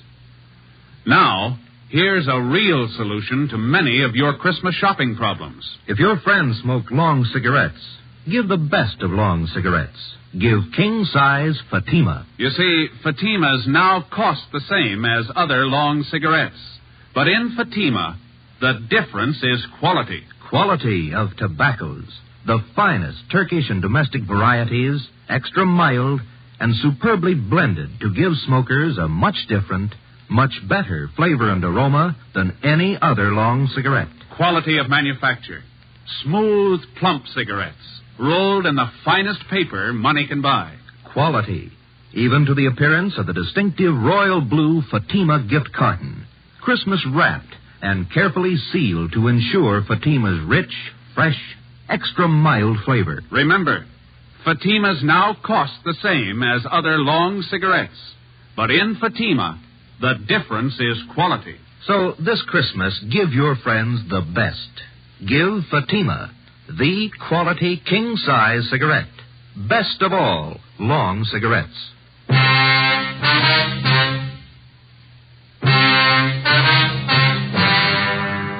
Like most organized crime, the traffic in obscene literature and photographs is a racket jealously guarded because of its heavy profit. It's nationwide, and every year it nets millions of dollars for underworld promoters and their employees. As an organized business, it's one of the most vicious and insidious rackets that exist today, despite the fact that many citizens regard it lightly. Thursday, June 11th, 10 a.m., Ben and I met with policewoman Paula Johnson. She told us that the previous evening, Joyce Fowler, the girl Lois Brewster had been living with, had gotten into a brawl with an unidentified man at a bar on Sunset Boulevard.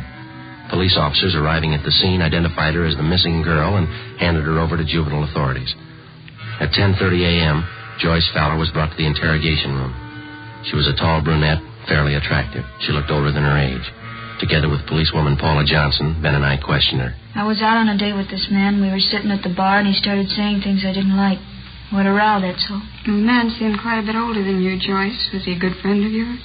Fred. He was about 50, I guess. I thought he was all right. He wasn't. How old are you, Joyce? 21. We've checked your background, Joyce. You might as well tell the truth. All right, I'm 17. I'll be 18 next week. Look, can't I go get an aspirin? I've got a terrible headache. I got some in my locker. Be right back. Okay. I still don't know why I'm here. What do you want to know? Well, you were a good friend of Lois Brewster's. You lived with her, is that right? Is that why I'm here? It's one of the reasons. Lois spent 8 months out here before her death. As far as these officers know, you lived with her during those 8 months. We want to find out what happened to her. We want to find out what's happening to you. Nothing's happening to me. I can take care of myself. That's what Lois Brewster thought, Joyce. How about her? You tell us? She didn't know what she was doing. I don't know what happened to her. I'm to blame for bringing her out here, but it's not my fault what happened to her. It's not my fault. Well, whose fault is it? All of them. The whole rotten, dirty bunch of them. Here's your aspirin. You 2 of them being out? Thanks. I'll get some water.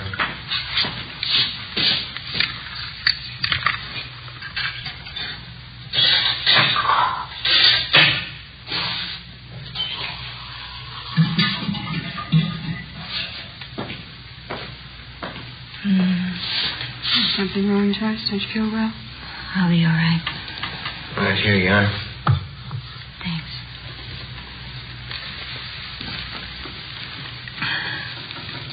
I don't remember too well how it started. Lois came out to Hollywood to live with me for 6 months, you know. Yeah, we know. We tried to get modeling jobs, bit parts in the movies. We didn't have much luck. We had to eat, pay the rent. So we took jobs as waitresses at a drive-in place out on Santa Monica Boulevard. Are you still working there? No, we were only there 2 weeks, and we got this other job. That's when it started. And what was that? One day, these 2 men drove in with a brand-new Cadillac, ordered a couple of Cokes. I could tell they were watching us, Lois and me. When they were leaving, they gave me a card. They said they were talent scouts. They asked us to come to their offices for interviews. You still have the card they gave you? No, I looked for it once. Guess I lost it. Mm-hmm. Would you go on, please? The older fellow's name was Fred Ramus. Other one was Mr. Gilbert. They were both very nice. We didn't think anything was wrong. Didn't you go for the interview? Yes, Lois and I both went. They talked to us a lot, had us read out of a script and walk up and down. They said both of us showed a lot of promise. They said they wanted to be our agents, so we signed a paper. Fred Ramus told us he'd see we got a break. Mm-hmm. Did either of them ever arrange any legitimate interviews for you? I mean, with the movie studios, radio, television, anything like that? No. They took us out quite a bit, restaurants, nightclubs. Told us we had to be seen around town first. Had to show us off to the producers, all the important movie people. Both of them were very nice. Did you keep on working at the Dragnet? No, they had me and Lois quit the job. They said it wouldn't look right. We still had to eat. We still had to pay our rent. That's when they brought up the idea of the pictures. What pictures do you mean, Joyce? I'm sorry. Could I have some more water, please? Oh, yeah? Fred Ramus and Mr. Gilbert took us out to a big nightclub one night. Fred told us that if Lois and I had some good pictures taken of ourselves, he could show them around and get us jobs as models. That is, till we got a break in the movies. Here you are. Thanks. Mm-hmm. Up to that time, how long had you known these 2 men? About a month and a half. I didn't see anything wrong in it, so Lois and I went to this photographer's studio with Mr. Ramus, and we had our portraits taken. Regular pictures. Oh, excuse me, Joyce. Did both of these men know how old your girls were? We told them the truth. We were both 17. Mm-hmm. And what happened after that? Mr. Ramus came back and said he'd found an advertising agency that wanted to buy pictures of Lois and me. He said we'd get $20 apiece every time we posed. For portraits? No, for posing in bathing suits, pajamas, things like that. They were supposed to be for magazine ads. In about a week, he brought us to his office and said the agency wanted us to pose without clothes, without anything. He said he'd pay us $40 for that. Oh, go on, George. They showed us lots of pictures of models like that. They talked about it all the time. We kept saying no, both of us, Lois and I. Did you ever agree to pose for the kind of pictures they wanted? You can't agree to something you don't know about. I don't know how it happened, but it did. Mr. Gilbert and Fred Ramus, they kept taking us out. We used to drink quite a bit with them. Went on for weeks, I guess. One night there was a big party. We drank. Lois and I got separated. I still don't know what happened. I see. Next morning, we both woke up with headaches. Fred Ramos came and showed us the pictures. I felt dirty all over. I don't know how it happened, I swear it. Lois began to cry. I hit Mr. Ramos. I slapped him. What does Mr. Ramos tell you? He pretended to be very nice about it. Said he'd pay us well if we go on posing for pictures, the kind he wanted. If we didn't, he said he'd wreck any chance we might have in Hollywood. Said he'd see that the pictures got out. Threatened to send copies to our families, our friends back home. Didn't you think of going to the police? We talked about it. We were afraid of the publicity, the newspapers. We just kept going on, doing what he said. It's like a nightmare.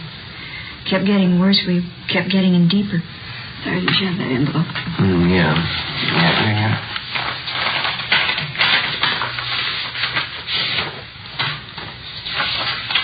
You recognize these pictures, Joyce? Yes. Mr. Ramos and Mr. Gilbert. They have your clothes for these? Yes, that's some of them. We always drank a lot, so we wouldn't remember. That's not why Lois is dead, though. Those pictures aren't the reason. Well, how do you mean, Joyce? Ramos and Gilbert, they'd fix up dates for us. They said the men were their friends. 3 or 4 times a week they'd call. We had to go out with them. We had to do what they said. One morning we got home about 5:30 in the morning. Lois changed, said she was going for a walk. I went to bed. She left a note. I never saw her again. I see. Mel? Oh, yeah, just a minute. It's that long-distance call we placed to your home, Joyce. Sure. Oh, thanks. Hello? Yeah, it's me, Joyce. Yeah, it was just a mistake. Yeah. How's Uncle Henry? Swell. No, it's all right. Don't you worry. Yeah, all right. I'll write you tomorrow. Yeah, bye. Thanks for placing the call, Sergeant.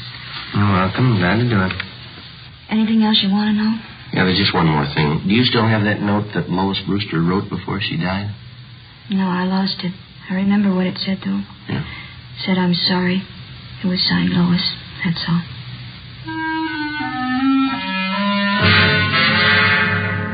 Joyce Fowler supplied us with the addresses of Fred Ramos and his partner, Gilbert. She gave us all the names and addresses of all their friends and employees that she knew of. She also pointed out their offices and base of operations. Inspector Bowling ordered an immediate investigation into the background and business activities of both men. Previously convicted wholesalers and distributors of obscene photographs were called back in and re-questioned. We finally completed the missing link in the supply line from the peddler to the producer. 5 former workers for Ramos and Gilbert fingered them as head men controlling the racket. Their offices and studios were raided and their files seized as evidence. On June 18th, Fred Ramos and his partner, Harold Gilbert, were placed under arrest. What's the pitch, Sergeant? What's this all about? I think you know, Mr. Ramos. You can't tag me on those pictures. You want to get your hat?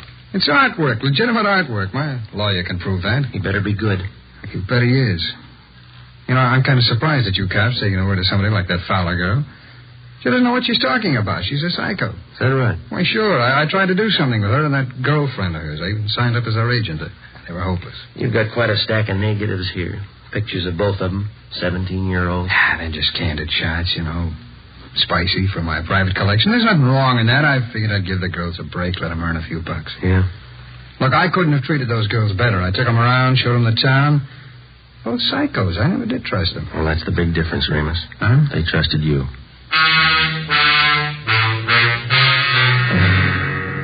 Fred Ramos and Harold Gilbert were brought downtown to Inspector Bowling's office. Joyce Fowler was seated next to the desk. Gilbert was brought in. She identified him. He was taken out and held for booking. All right, bring in the next one. All right, come on.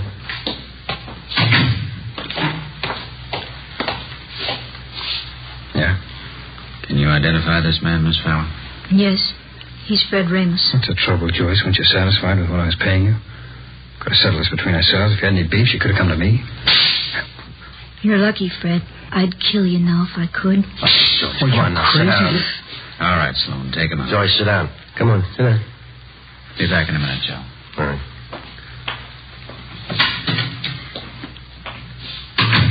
I'm sorry. Doesn't do any good. Are there any more? No, that's about all. You've helped quite a lot.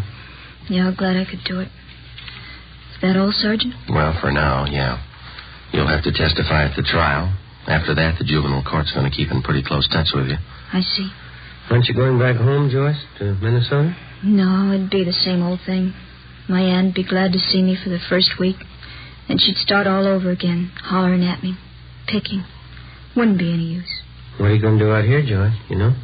I know a nice fella in Santa Monica. He's going to get me a job at a brand new drive-in. Cute uniforms. But I don't think juvenile court's going to let you take a job like that, Joyce. I hope so. A lot of talent scouts go there. Radio, movie producers. They might notice me. Yeah? Never can tell. Might lead to something.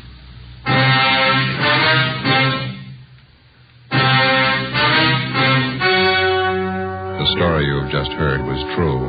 Only the names were changed to protect the innocent. On October 4th, trial was held in Superior Court, Department 91, City and County of Los Angeles, State of California. In a moment, the results of that trial. Now, here's our star, Jack Webb. Thank you. To get year-round thanks for the gift that you give this Christmas, why not give Fatimas to every long cigarette smoker on your list? Their first pack of extra mild Fatimas will have them convinced, like I am, that in Fatima, the difference is quality. And Christmas Fatimas come in a distinctive royal blue slip-over jacket that makes a perfect gift just as is. Remember, Fatimas now cost the same as other long cigarettes, but in Fatima, the difference is quality. Give Fatimas, the quality king-size cigarette, to every long cigarette smoker.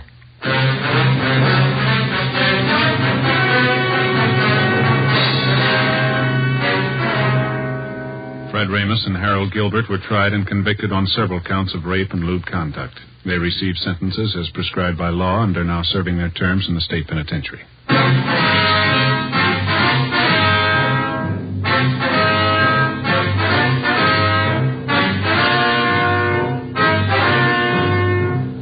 You have just heard Dragnet, a series of authentic cases from official files.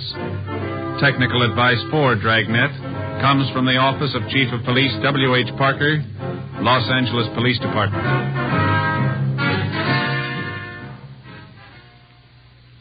This is Bob Hope. Can we steal a second?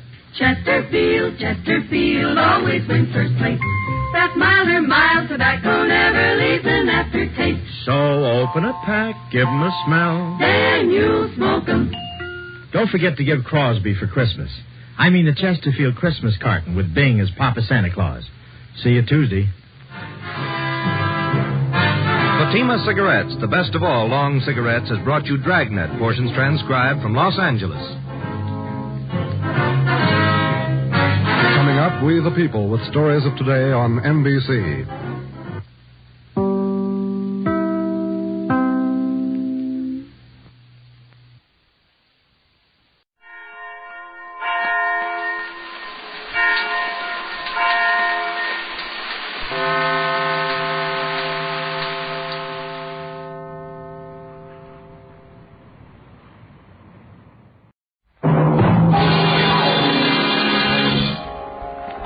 Novak For Hire.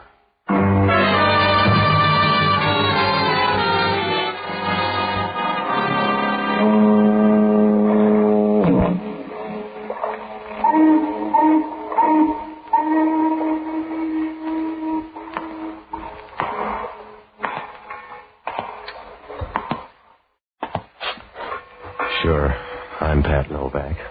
For hire.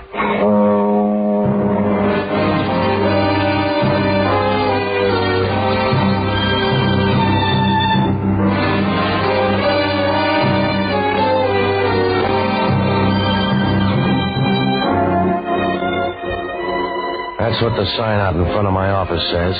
Pat Novak for hire. It's about the only way to say it. Oh, you can dress it up and tell how many shopping days there are till Christmas. But if you got yourself in the market, you can't waste time talking. You gotta be as brief as a pauper's will. Because down on the waterfront in San Francisco, everybody wants a piece of the cake. And the only easy buck is the one you just spent. Oh, it's a good life. If you work real hard and study a little on the side, you got a trade by the time you get to prison. I rent boats and do a few other odd jobs you can't afford to pick it on. It works out all right if you put your tongue in hock. Because down here you shouldn't talk. It's like installing a set of drums in a belfry. You make some noise, but it's never the right kind. I found that out a few days ago. Must have been Tuesday or Wednesday night anyway. I was sitting in the office reading Time magazine when the door opened. I looked up and had to keep right on going because the guy was so tall he'd have to bend over to see through a transom. And he had a voice deep enough to red out as a bassoon. Good evening, Mr. Novak. I'll take your word for it. You have a small office. I'm small time. What's on your mind? My name is Lahey. I want to hire you. Yeah. Sit down. Are you cold? Yeah? That overcoat around your neck. You're either cold or a priest. Oh. I'm a priest, Mr. Novak. I'm sorry, Father. You got a slow brogue. What do you need? A few hours of your time. I want you to help a man escape from prison. Uh-huh. Father, you'll never get along with the bishop. Mr. Novak, in a curious way, this is an errand of mercy. Well, this isn't my year for mercy. I'm sorry, Father. Maybe you don't like to hear it that way, but if I got the right fee, it wouldn't be mercy anymore. When I say it's an errand of mercy, that's what it is. Sometime tonight, a man is going to break out of Alcatraz. If he's allowed to get into town, he may kill somebody. You want me to stop him? That's right. And if he doesn't kill anybody, he can still be shot down by the police. Well, that's the percentage, Father. If he comes off that rock, he knows that. Stop worrying about him. If you could bring him to me, I know I can talk him into going back. Tell headquarters they'll do the same thing. If I did that, I'd break a promise. This is the only thing I can do. Will you help me? Yeah, I suppose. How do I pick him up? Tread water in the bay till he comes by? He's due in at Pier 19 sometime tonight. When he comes ashore, bring him to me. I'll be waiting at the ferry building. Yeah, well, suppose he doesn't want to come. Suppose he wants to party. How am I going to get him there? I don't ask you how to say the beads. If you're any good, you'll get him there. But you don't want him in sections. I want him all at once, Mr. Novak. I wouldn't ask you this if it weren't important. But I gotta help him. He's one of my boys. Yeah, sure. What's his name? Joe Feldman. Feldman? Yeah. If I don't worry about the spelling, you don't have to either. He's one of my boys. Slow down. Nobody's pushing you, Father. I don't know when he's due, but I'll be at the ferry building from 8 o'clock on. Yeah. I only got one worry. Is there really a guy named Father Lahey? I suppose you'll have to take a chance on that. Yeah, well, it's a big chance. You come in here with a story anybody can see through like a screen door, and I'm supposed to buy it. You could dig up a collar. What happens if you're a fake? Just try to guess right. Suppose I don't. Then you're in the same spot Pontius Pilate was. Good night, Mr. Novak.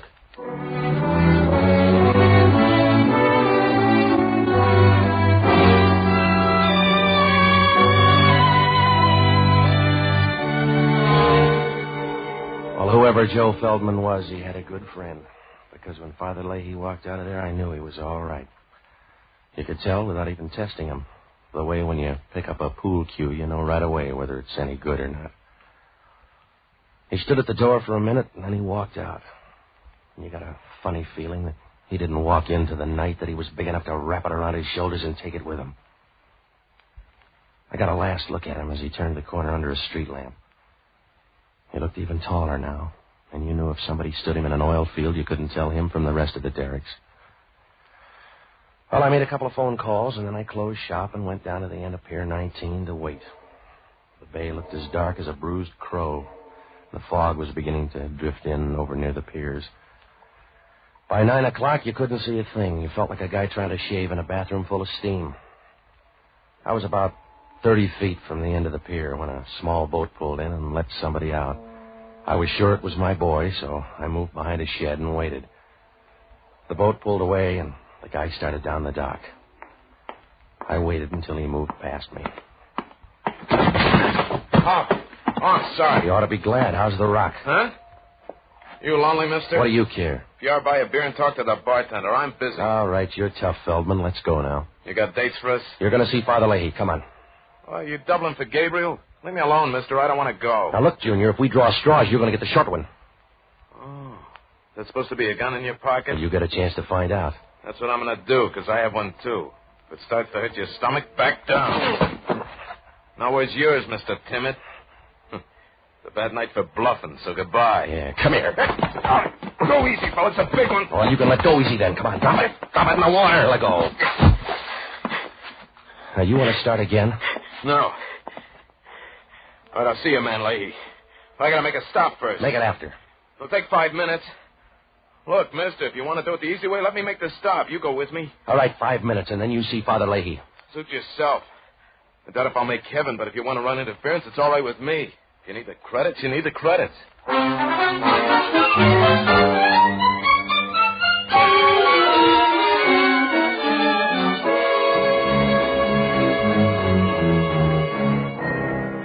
Joe Feldman wasn't very friendly. He sat over in the corner of the cab, and he didn't say a thing. He just kept looking at me and waiting, like a guy feeding arsenic to a rich ant. A few minutes later, the cab pulled up in front of a hotel on Geary Street, and we walked in. One look at that lobby, and you got the idea. The place was about as cozy as an abandoned mine shaft. Over by the wall, there was an old mohair couch, and the legs on it were so warped pretty soon it was going to look like period furniture. There were a few chairs, and over by the stairs, a faded calendar of a girl in tights holding a jar of mayonnaise and winking, whatever that meant. And there was a broken clock over the desk.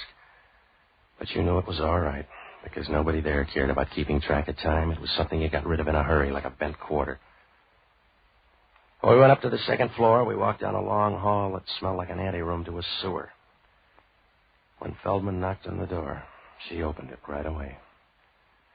The room was full of taboo.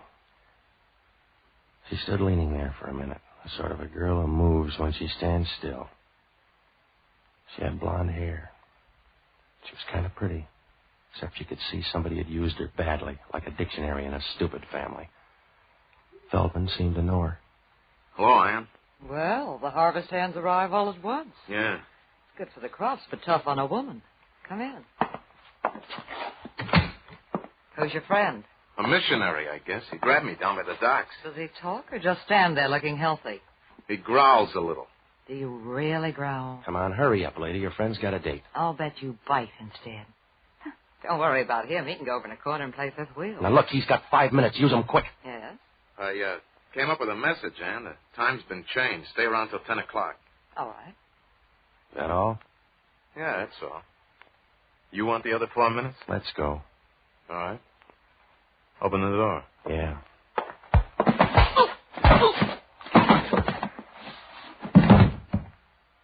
You didn't open it fast enough.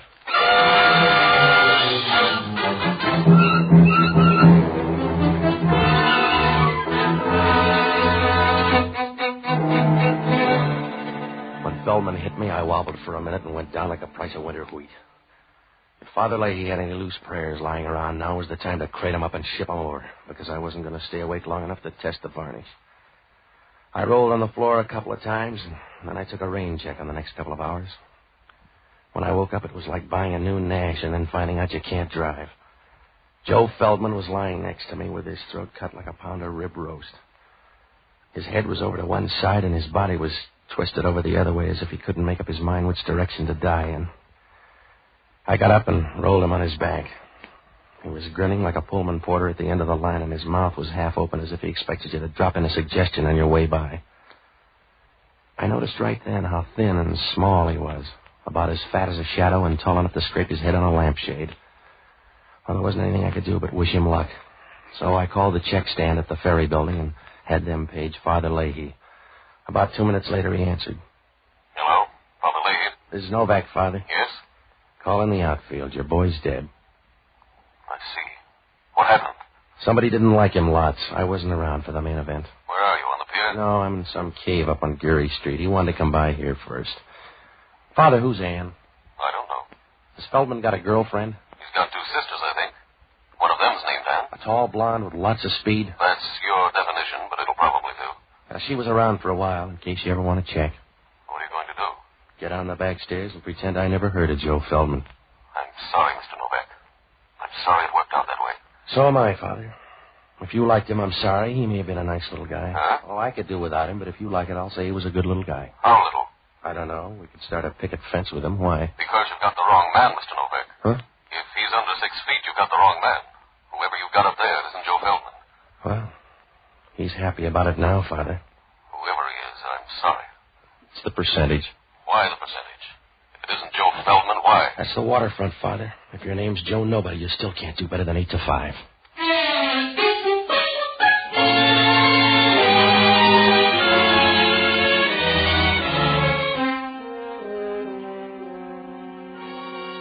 At least Joe Feldman was smart. If you're going to get your throat cut, it's a good time to send in a substitute. As soon as Father Lahey hung up, I knew hanging around that hotel was going to be a waste of time, like sending MASH notes to a bearded lady. If I couldn't prove the guy was alive, they were going to charge extra down at the desk. And if Hellman down at Homicide ever found out I brought the guy up here, I'd have about as much chance as a bottle of scotch at a cocktail party. So I picked up my hat and started for the door. I looked at him once more, but he wasn't going to say goodbye, so I started out. Who? Oh. Hello, Hellman. Expecting me, Novak? No, I'd have rolled him first. Yeah. Invite me in. Crash the party, Hellman. You'll be more at home. All right. He sure looks lazy. Who is he? He's supposed to be Joe Feldman. But Feldman let him do the hard work. They must be good friends. You better check. I don't know the guy. Yeah, help me roll him over. There. Here's his wallet. Let me have it. You're going to break your fingernails. Give it here. All right. Yeah. No money in here. You going to drop the case? Here's his card, Mike Greeley. Oh. Didn't he like you either? You're wearing out the rug, Hellman. I don't know the guy. You brought him up? I checked at the desk. Well, check on who left then. I brought him up here on a phony lead. Why? Because I was hired to tow him around. He liked the room, so we dropped by. And he cut himself shaving? I wasn't around. There was a girl here for the handshakes. Oh. What kind of girl? I don't know, Hellman. How many kinds are there? Her name was Ann. She had a fast pulse. That's all I know. You must know more than that. If you don't, you'll never get a lawyer. I won't need one. You'll save money at least, because you got a real hole this time, Novak. We get a phone tip and find you in the murder room. You got half a story, Hellman. I know, but I'll get the other half. Until then, you're under technical arrest. It's practically the real thing. You got a technical head, Hellman. I wouldn't tip myself off. Somebody else would. Walk around, Novak, and tire yourself out. Because you'll wind up sitting down. In the meantime, I'll have you tailed. Your men couldn't follow a moose through a revolving door. Now, look, Hellman, I'm going to double back. This guy's a phony lead. I was supposed to meet a guy named Joe Feldman, but he never showed up. He didn't? No. I got a dead copper to prove he did. Your boy, Joe Feldman, killed a sergeant named Grubb at the Gold Rush Club a half hour ago. You better start that walk, Novak.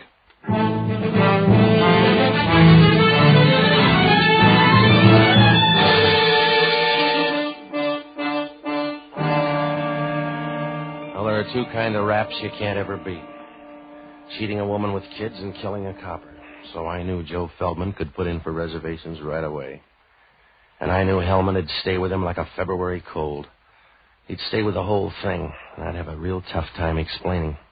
I couldn't explain it to myself. What about the message up in that room? Why did the little guy tell Ann to stay until 10 o'clock? Why did he get off at Pier 19 instead of Joe Feldman? Once he got there, what was Feldman doing at the Gold Rush Club, and why did they spot him so fast? Well, it pointed to one thing, a police tip-off, but that's as far as I could go.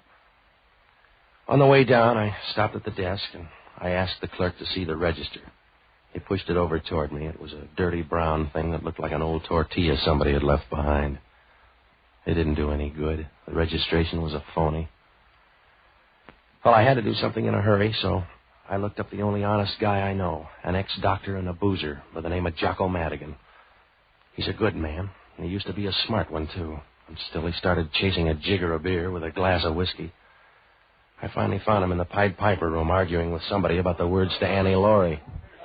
Ah, Patsy. A drink for Mr. Novak. Something cheap but impressive. Oh, stop it, will you, Jocko? Are you going to be drunk all your life? Yes, it's only a matter of willpower, Patsy. I'm probably the only man in the world who intends to carry a hangover into eternity. Well, stop long enough to give me a hand, will you? I'm in trouble. Of course you're in trouble. You'll always be in trouble because you can't recognize it, Patsy. You're fuzzy, Jocko. You have the social outlook of a bull with a hot foot, and there's no hope for you because if from time to time a moral feeling does sweep over you, you mistake it for influenza and go to bed. All right. Oh, you try hard enough. You go through the motions, Patsy, but you never get anywhere. You go stumbling through life doing a tight wire act on a rubber band. You're always in the middle. Will you listen to me? It's because there's no variety in your life. You won't allow it. You're a broken-down banjo, not a very good instrument to begin with. And to make matters worse, you allow everybody to come along and pluck the same string. All right. Are you all through now, Jocko? Yes, you sound angry. I think you have a bad disposition, too. What kind of trouble? Well, I tried to help some guy out of prison tonight. You got drunk and thought you were the parole board? No, I did it for a good guy, a priest named Lahey. Yes? The guy was already out, and Father Lahey was trying to hurt him back without getting shot, but this guy Feldman didn't want to play. Another drink will clear this up for me. I picked up the wrong guy. I took him to a Geary Street hotel. I napped a while, and they cut him up like a piece of parsley. Sounds like a gruesome hotel. The dead guy's name is Mike Greeley. I don't even know who he is. Well, this is no time to start building a friendship anyway. Who is in the room? Some girl. She may be Feldman's sister. Would she kill a man? Well, if she did, he'd be crushed to death.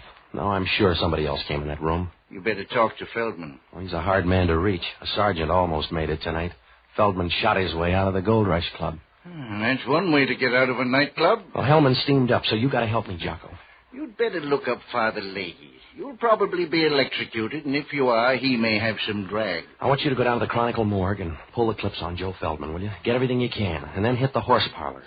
Find out what they know about him, huh? Maybe he's a heavy drinker. I'll check the bar. Jocko, wake up and get on there. If I don't pace Hellman on this thing, I'll be a dead pigeon. What am I supposed to do? I don't know. You might start cooing.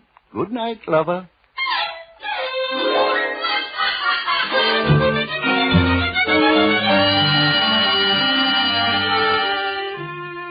Well, as soon as I left Jocko, I went down to the Gold Rush Club on O'Farrell Street. It was a little nightclub where they charge 80 cents for a drink of whiskey that'd kill a redwood. The floor show was just as bad, and the headliner was an Oriental dancer whose only talent was a zipper. I sat at the bar, and I tried to pry some talk loose, but they liked the boss. I finally got a hold of a fat waitress who should have been wearing a harness instead of slacks. She told me a little. The owner was a guy named Charlie Giffen. He used to make book with Joe Feldman. She told me that Joe's sister worked at the Gold Rush Club for a while, but she got sick a few months ago and quit. I asked the girl if tonight's shooting was a police plant. She didn't know, but she said that Feldman had been in to see Giffen tonight, and on his way out he ran into trouble. I gave her $5, and she looked hurt as if somebody had given her a plow for Christmas. She showed me where Giffen's office was, and I walked back there. Giffen wasn't there, but the taboo was. Do you have the right door, Mr. Novak? You seem to be in all of them. Do you mind if I lean in the doorway? No, but I'll bet you need shoulder pads by this time. Where's Charlie Giffen? Why? I want to ask him about Joe Feldman. Ask me. I'm his sister. I'll ask you about Mike Greeley. Who killed him? I don't know. Is he dead? Yeah, he couldn't stand the bleeding. He was all right when I left. What were you doing up there? Waiting for Joe. My sister and I were going to meet him up there. Relax, Mr. Novak. Relax for me. No, when people relax for you, they do it on the floor. I was out long enough for homicide to catch up. They want me for Mike Greeley, but I'm going to send them you or Joe. You're forgetting my sister Norma. Should I? For most things, yes. But she was up in that room tonight after me. I'll ask her. Ask her about the money, too. Well, you're out in front of me on that. You can see me better that way. Joe had a lot of money on him tonight. With the police out, he wouldn't carry it with him. By now the money's gone, so's Norma. Oh. Do you know where it is? No. Well, you growl and you bite and you lie. You must have a full day. Sit down, relax. I want to see Giffen. He won't be back tonight. Now lean back. That's it, Patsy. You really want that money? I can split a motive. Can you split it 90-10? If you can't, you better get your breath back. I won't need it. I don't want to talk anymore. Come here and make me stop. Over close. If I get any closer, I'll be on the other side of you. Yes. Patsy, you ought to get time and a half, darling. Hello, Ann. Thought you were coming in to curl up with a good book. Mr. Novak came by full of questions. This is Charlie Giffen, Patsy. I got some questions for you, too, Giffen. Well, ask him down the bore of this gun. Over by the desk, Novak. Did you lose that knife, Giffen? By the desk. That's it. Where's the money, Novak? I gave her the last report. Where's the money? Joe gave it to somebody? Try the Red Cross, mister. You got a tender face, Novak. Now get out of this club before I slap on a cover charge.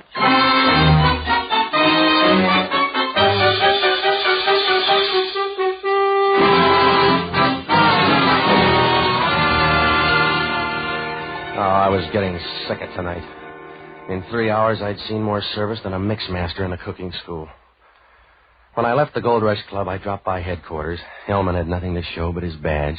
They had a dragnet around the city for Joe Feldman, and they'd lined up the record on the dead guy in the hotel.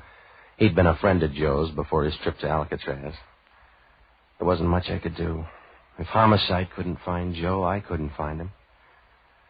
So I looked up Norma Feldman in the phone book. She had an apartment out on the avenues, but when I called, there was no answer, so I tagged by my apartment to see if Jocko had left a message. When I opened the door, Norma was there, and she had a gun to keep her company. Come in, Mr. Novak. Yeah. I came up here to kill you. Well, if you're Norma, the rest of the family's ahead of you. What's happened to my brother? I don't know. Please, what's happened to him, Mr. Novak? Well, if he killed a cop, he's hiding out. I know he didn't mean to do that, Mr. Novak. Joe's not that way. Somebody told the police he was going to be there. That's why I came up here to see you. Oh, put down the gun, huh? You can't shoot through the tears. Mr. Novak, if you know where he is, tell me. Make him give himself up. Make him stop hiding like a small, frightened animal. You look big to that copper. Please. Please find him. Yeah. Hello, this is Jocko. Yeah. You sound ruffled. Joe Feldman's sister just walked in to kill me. Don't argue. It's the best offer you've had. What'd you find out? Feldman has two sisters. I know. They both go to pieces. The Gold Rush Club is owned by Charlie Giffen. He owed Joe Feldman $2,000, and the horse people say Joe collected it tonight. Well, that fits in, Jocko. Everybody in town's after that dough. They'll have to look some more. I'm out on Arguello Boulevard. Homicide just fished Joe Feldman out of the gutter. If homicide finished second, he was a lucky guy. He didn't have the dough on him? No. Well, he stashed it somewhere. Then he left it with a woman. Yeah? Because he's got a woman's compact in his pocket. You better hit the sister's place. How do we know he got it there? A woman's compact? If he didn't get it there, Alcatraz is getting too social.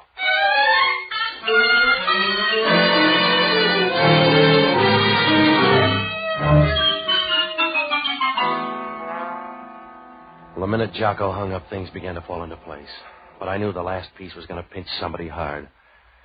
If the Feldman blood was going to turn bad, Father Lahey was a good man to send in, so I called him. He was out, but I left word for him to get out to Norma Feldman's apartment. Norma and I left, and on the way, we picked up Hellman. When we got out to her place and started up the stairs, we could hear people moving above. There was no point in trying to keep quiet, because Hellman was creeping up the stairs like a stallion with a broken leg. Yeah, if you got a bomb, touch it off, too, huh? I'll open it, Hellman. Hello, Novak. Did you find the dough, Giffen? You mean my stolen dough? Yeah. Come on, Ann. No, you and Ann better wait. This is Hellman from Homicide. We're leaving. You better move, Novak. Not until you settle a murder rap. Can you pay it off that fast? I can do it on the way to the door. Oh, wait a minute. Point the gun at Hellman. He's official. I can tag you both, so move away, you two, Norma. Ann and I are leaving. Look, Giffen, Homicide gobbles up nightclub big shots like you. You're nothing to me, Copper. Move away. You got the hammer. Use it and come on through. All right, I will, Copper. Yeah, you need a refill, Giffen. That's right, darling. Hand him your gun. And you couldn't have done that. You couldn't have taken him out. All right, so they fell out. You better take him for murder, Hellman. You little bum. That leaves you all the money. I can spend it, darling. Well, you better do it fast, then. Grab him, Hellman. Yeah, I got him. You can book him for both murders. My Greeley and my brother. I'll testify and I'll ride there in a cab on your dough, Giffen. Yeah. Are you going to pose or take me, Hellman? If you're anxious. Sorry about you, Norma. You get nothing out of this, but that's better than I got. Goodbye, Ann. Lots of luck. Thank you, darling. You know what kind. I hope you rot. Come on, Hellman. I'm ashamed of you, Ann. Leave me alone, Norma. I'm ashamed of you, Ann. What you did to Joe, I'm ashamed of. Leave me alone, Norma. I'm sick, you know that. I didn't know how it was going to work out. Oh, Joe was trying to help you when you got greedy. He was trying to help you. That's the only reason he came out. You let this happen. I told you I didn't know how it was going to end. I thought they'd get him and take him back again. There's no good in you, Ann. They couldn't find good in you anywhere. You let that happen to Joe. You stood by and watched him walk into something like that. All right, I stood by. What can we do about it now except weep, and that won't help him. But hating you will. That'll help Joe a little. I'm here at least to hate you for the short time left. Please, Norma. Giffen told you to spend it fast. Well, you better spend it fast. Ask him at the hospital if that isn't so. What do you mean? Ask him out there what you've got. They told you. You ask him what you've got. Ask him what's tearing you to pieces. Ask them, they'll tell you. They'll tell you you've got cancer. Norma, please. They'll tell you cancer. Ask them, they'll tell you you're full of it. Now spend your money. Spend your money and see that it lasts as long as you do.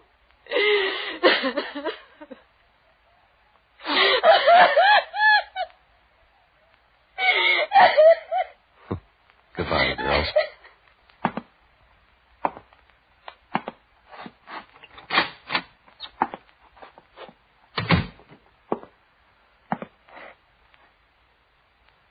Hello, Mr. Novak. Did you miss much, Father? No. Feldman luck is running kind of bad tonight. It does for some people, I guess. All they get is unhappiness. They wear it the same way you'd wear a sports coat, only they never seem to get a new one. I'm sorry about tonight, Mr. Novak. I'm sorry it's not a smoother world. Yeah. But if it were, you'd be out of a job, Father. See you later.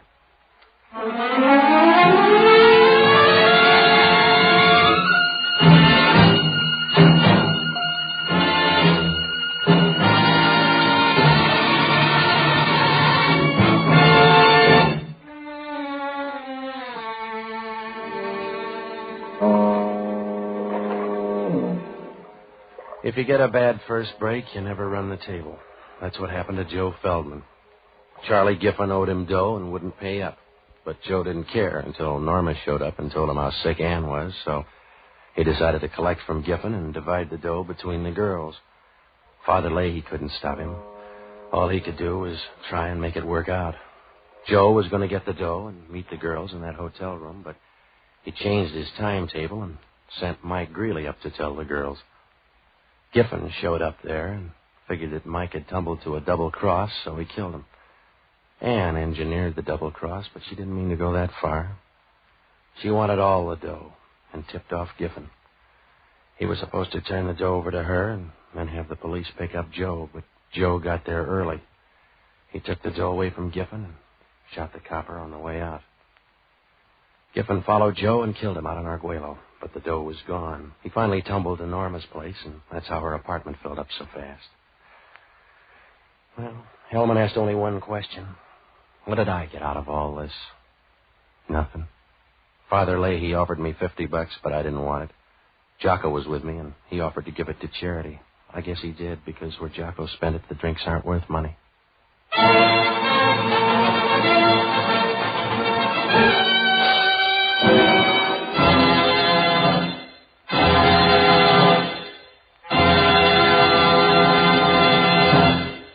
Hot Novak For Hire was previously released by ABC, the American Broadcasting Company, for listeners in the United States, and rebroadcast for our men and women overseas.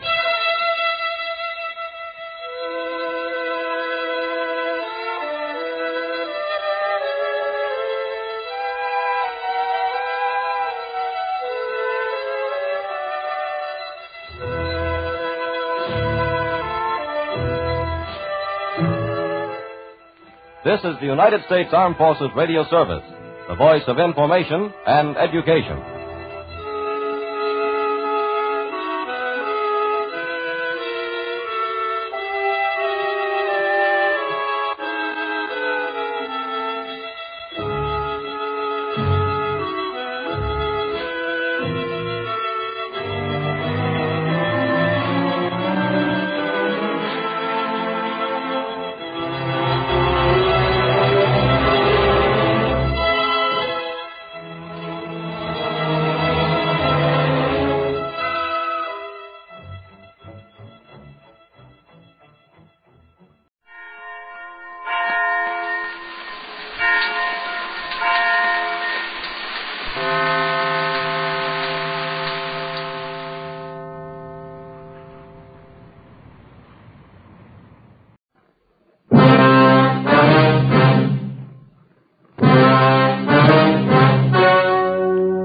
The story you're about to hear is true. Only the names have been changed to protect the innocent.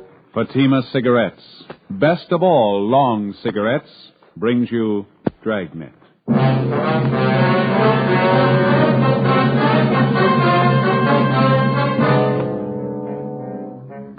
You're a detective sergeant. You're assigned to robbery detail. You've been tracking a hold-up man for months. You finally get a line on where he's hiding. You know he's dangerous, well-armed. Your job, get him.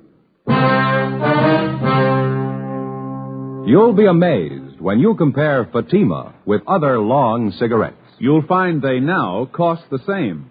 But in Fatima, the difference is quality. You see, Fatima is the quality king-size cigarette because it contains the finest Turkish and domestic tobaccos superbly blended.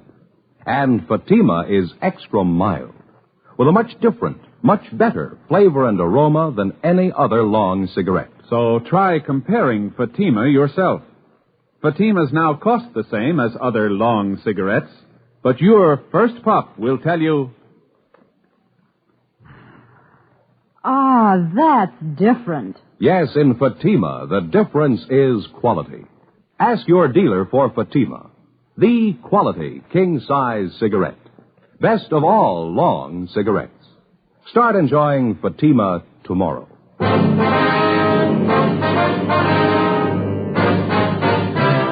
Dragnet, the documented drama of an actual crime.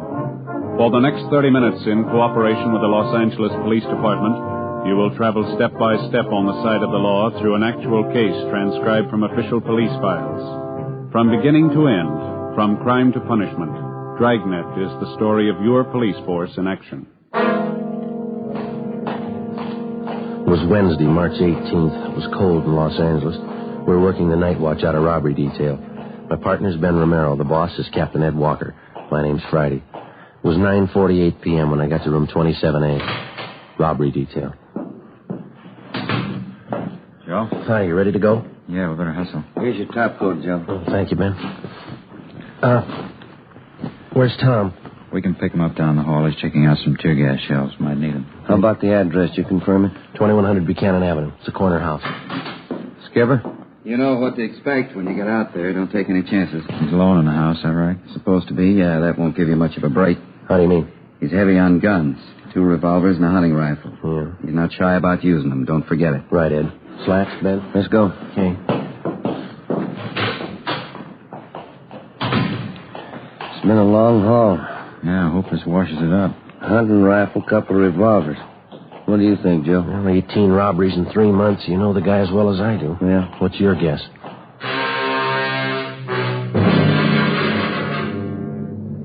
His name was Hoffman, George R. In our files, his criminal record dated back to high school days. Petty theft, grand theft auto, burglary, armed robbery. His record included 2 terms at Preston Reformatory and 1 at San Quentin. Hoffman's latest campaign was a 3-month run of armed robberies. We tried everything we knew to stop him, but it wasn't enough. We'd failed to get a line on him until one of Captain Walker's informants came up with a tip that Hoffman had been hiding out for the past month in a small bungalow on the corner of Buchanan Avenue and Selma Street. According to the information, the suspect had a good supply of food, ammunition, and 3 guns. 10:15 p.m., together with Sergeants Tom Gaffney and Slats Henry, Ben and I parked our car down the street and started toward the house. It was foggy. The street was poorly lighted. As we approached the house, we could see a light burning in one of the rooms at the rear of the bungalow.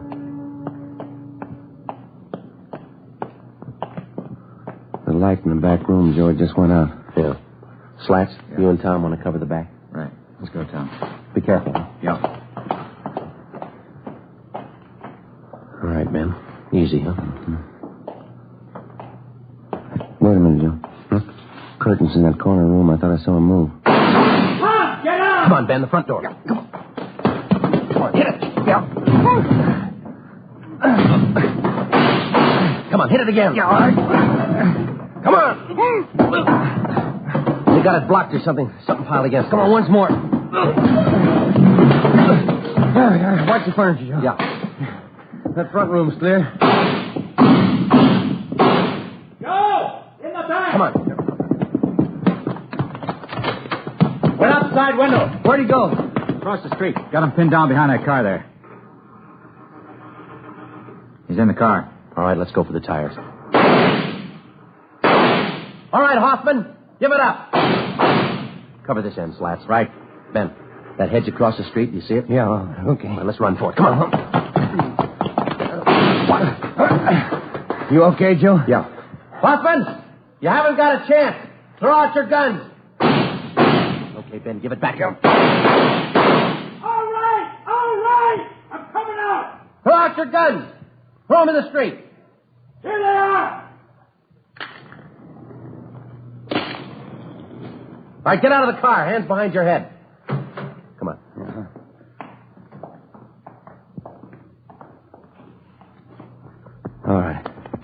All right, hands behind your back now. Slats! Yeah? You want to get our car? Right, Joe. Who told you? Who gave you the tip? Does it matter? I made it easy enough for you. Lousy car wouldn't start. I'd be 3 miles away if it would have started. Better call the tow truck, huh, Joe? Let me give it a look, huh?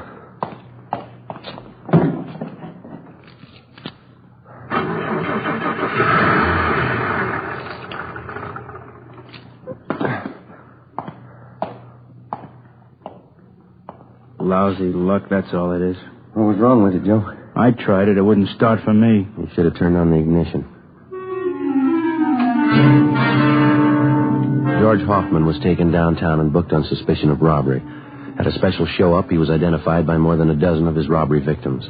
Between his arraignments and his preliminary hearings, we worked together with the district attorney's office in lining up witnesses and preparing the evidence against the suspect. We figured we had an airtight case. Hoffman's trial in Superior Court was set for May 14th.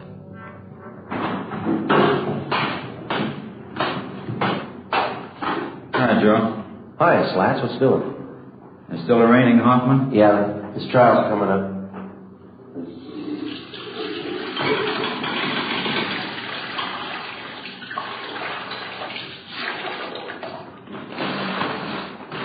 Hey, what happened to your eye?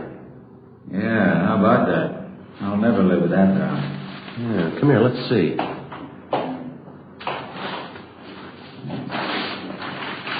First real black eye I ever had. Had them bruised plenty. They hurt, you know. Yeah, how'd that happen? Well, every week Gaffney and I go up to the neighborhood boys club after work to help coach the kids at sports, you know. Mm-hmm. Well, last week we had boxing lessons. Yeah. I was coaching this one youngster. He turned out to be a lot quicker than I thought. You're really connected. Mm-hmm. I guess everybody in the building's heard the story, huh? Yeah, just about. Gaffney took care of that. Captain called me in this morning, asked me if I wanted to file assault charges against the kid. Some joke. Yeah, never fails. You still coaching the kids up there? No, not this week. Kids are supposed to get lessons in wrestling. I'm not taking any chances. Yeah? They've been watching television for months. I'll see you later, Michael. Yeah. Okay. Oh, that's nice. Hi, Ben. How you doing? Pretty good. Put your coat on, Joe. Yeah? What's the matter? George Hoffman. Yeah? He just broke jail. The morning of his escape, Hoffman was scheduled to appear in Superior Court for arraignment. According to routine, he was taken from his county jail cell on the 12th floor of the Hall of Justice and escorted to the jail shower room on the 14th floor. There he was to take a bath, change to his civilian clothes for his appearance in court. While he was in the shower room, he turned on the hot water faucets, filling the room with steam to hide his actions from the guard. He succeeded in forcing his way out through one of the windows, climbed up one story to the roof. Realizing that he couldn't escape down through the building, he lowered himself over the ledge of the roof and, using the narrow crevices between the bricks to hold on, he climbed 7 stories down the outside of the building. At the 8th floor, he found an open window and got inside. He slugged the bailiff, who tried to stop him, and then ran down the remaining flights of stairs into the street and disappeared in the crowd. 20 minutes later, he robbed a dentist's office at 3rd and Los Angeles Streets and got away. Police and sheriff's deputies covered the city for him. Ben and I were among them. 11:55 p.m. We checked back in with Captain Ed Walker.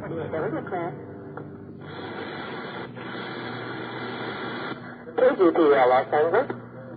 You want to cut that speaker, Ben? Yeah. 11A, 6 spring, 1 Nothing. Not a trace of him. He must have a good friend someplace in town. Everything's covered. His friends, relatives, his hideout, everyone he knows, every place he's ever been. We plugged every loophole we can think of. The depots, terminals, the airports, still no trace of him. I don't know. It sure is a strange one. No stranger than climbing down the side of a building. Did you check that story out, Ed? It's the truth. Apparently, Hoffman planned the thing out pretty carefully. How do you mean? The sheriff's men talked to some of the prisoners in the jail. They said Hoffman was practicing for it since the day we put him in there. He'd work out 5 to 6 hours every night, building up his hands and fingers. How'd he do that? Use the upper bunk in his cell, hang from the edge of it with the tips of his fingers. He'd do it for hours, pulling his body up and down. Made little grooves in the wall, dug his fingertips into them. Prisoners say he got so he could hold himself up like that 10 minutes at a stretch. Yeah, that's pretty amazing. How about the bailiff he slugged? He'll be all right. A couple of bad bumps on the head, that's all. Robbery, Walker.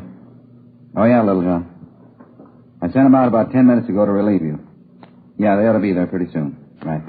How about our schedule, Ed? As far as I know, we're going all night on this thing. Sheriff's office the same. Mm-hmm. You two were relieved at 11:30. Better check back about 5:30 a.m. Okay. All right. It's a hot shot. I got it. What is it? Drugstore holdup. I think it's Hoffman.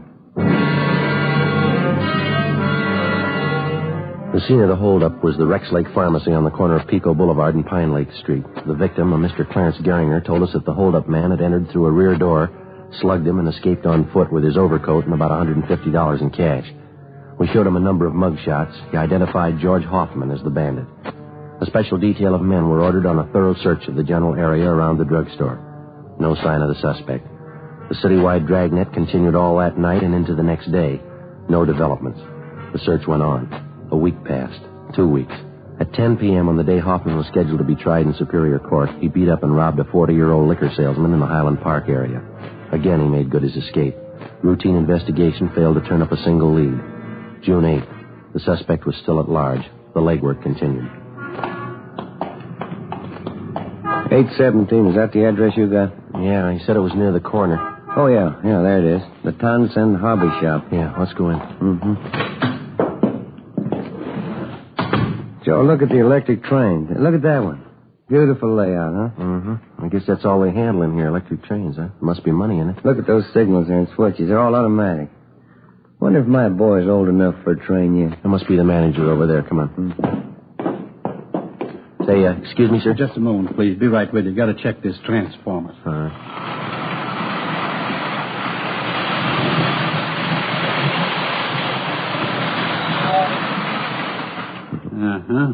Automatic coupling on the tanker car looked out. It killed her. My mistake. Now let's see, Jim.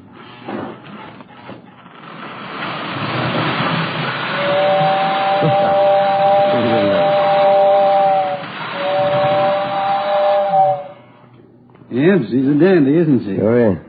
I'm sorry, gentlemen. Have to keep up our maintenance on the rolling stock. What can I do for you? Police officers, we're looking for a Mr. Townsend. Oh, yes, I'm Roy Townsend. Are you the sergeant I talked with on the phone? Yes, sir, that's right. This is my partner, Sergeant Romero. Hi, Mr. Townsend. You mentioned that you might have some information for us. Yes, as a matter of fact, I may have. About that fellow who climbed out and escaped. It was in all the papers. George Hoffman. Hoffman, that's it. I'm a pretty good one for faces. I think I might have seen him last night. Where was that? On my way home from the meeting. I belong to a model train club. Don't get enough of it here every day. Yes, sir. We'd like to know about this man that you saw. As I say, I saw him going into the auto court just down the street from where Mother and I live. It was pretty late, after midnight. Where do you live, Mr. Townsend? Over by Pasadena, Royal Oaks Avenue. I know Mrs. Cox at the auto court very well. I see. Well, this man that you saw last night, you sure it was Hoffman? I saw his picture in the paper when he climbed down and escaped. I don't say I'm positive it was him, but I'm good on faces. Well, wonder if you'd mind checking through these pictures. Oh, no, not at all. Yeah, this one. He's the one I saw. Am I right? That's Hoffman. Do you happen to know if he's staying there at that auto court? Oh, yes. He's been there for a month. Say, Sergeant, if you find out it really is this Hoffman, don't tell Mrs. Cox at the auto court. It'd just break her heart. Oh, is that so? She's sort of an amateur detective. She thinks she knows faces better than I do. After we left the train shop, we called the office and filled them in. Captain Walker called Pasadena and notified them. Then we drove out to the auto court where the suspect was reportedly seen.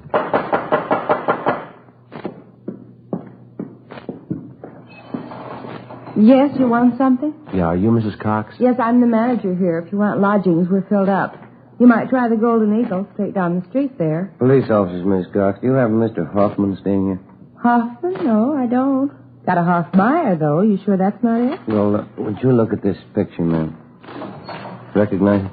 Well, yes, but his name's not Hoffman. It's Kane.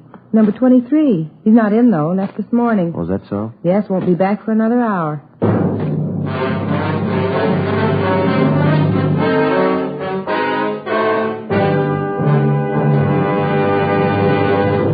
You are listening to Dragnet, for the solution to an actual case from official police files. Now, here's a real solution to many of your Christmas shopping problems. If your friends smoke long cigarettes, give the best of long cigarettes. Give king-size Fatima. You see, Fatimas now cost the same as other long cigarettes, but in Fatima, the difference is quality. Quality of tobaccos. The finest Turkish and domestic varieties, extra mild and superbly blended, to give smokers a much different, much better flavor and aroma than any other long cigarette. Quality of manufacture. Smooth, plump cigarettes, rolled in the finest paper money can buy. Quality, even to the appearance of the distinctive royal blue Fatima gift carton. Christmas wrapped and carefully sealed to ensure Fatima's rich, fresh, extra mild flavor. Remember, Fatimas now cost the same as other long cigarettes, but in Fatima, the difference is quality. So this Christmas, give your friends the best. Give Fatima the quality king-size cigarette. Best of all long cigarettes.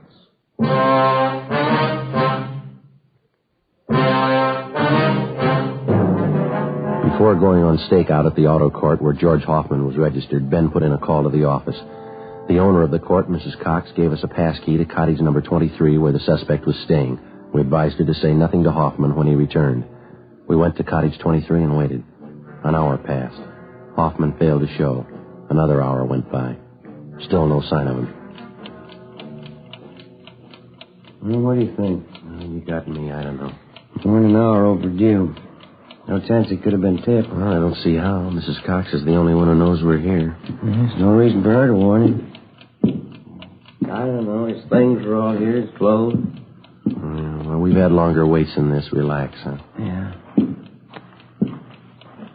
Hey, wait a minute. Can you see who it is?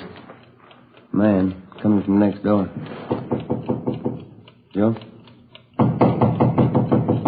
Okay, I'll cover you. Open it. Oh, your new telephone directory? Oh, yeah, thanks. Anything wrong? No, there's nothing wrong, thanks. New phone book. Yeah. We waited another hour. George Hoffman still had failed to appear. At 4 that afternoon, we checked with the office. No word. At 5:30, we were still waiting. I was just thinking, Joe. Yeah? That fellow Townsend in the train shop. That sure must be a dandy hobby, electric train. Yeah, it runs into money, though, doesn't it? Well, I think I'll talk to the wife about it. Their education, you know. My boy sure get a kick out of having his own train. He's pretty young, isn't he? 3 years old? Well, I could show him how to work it, put things together for him. I'll get it. All right. Yeah? Oh, yeah, Lightning. When? Okay, thanks. What's doing? Skipper just got a call from Pasadena. Yeah? They picked up Hoffman 10 minutes ago.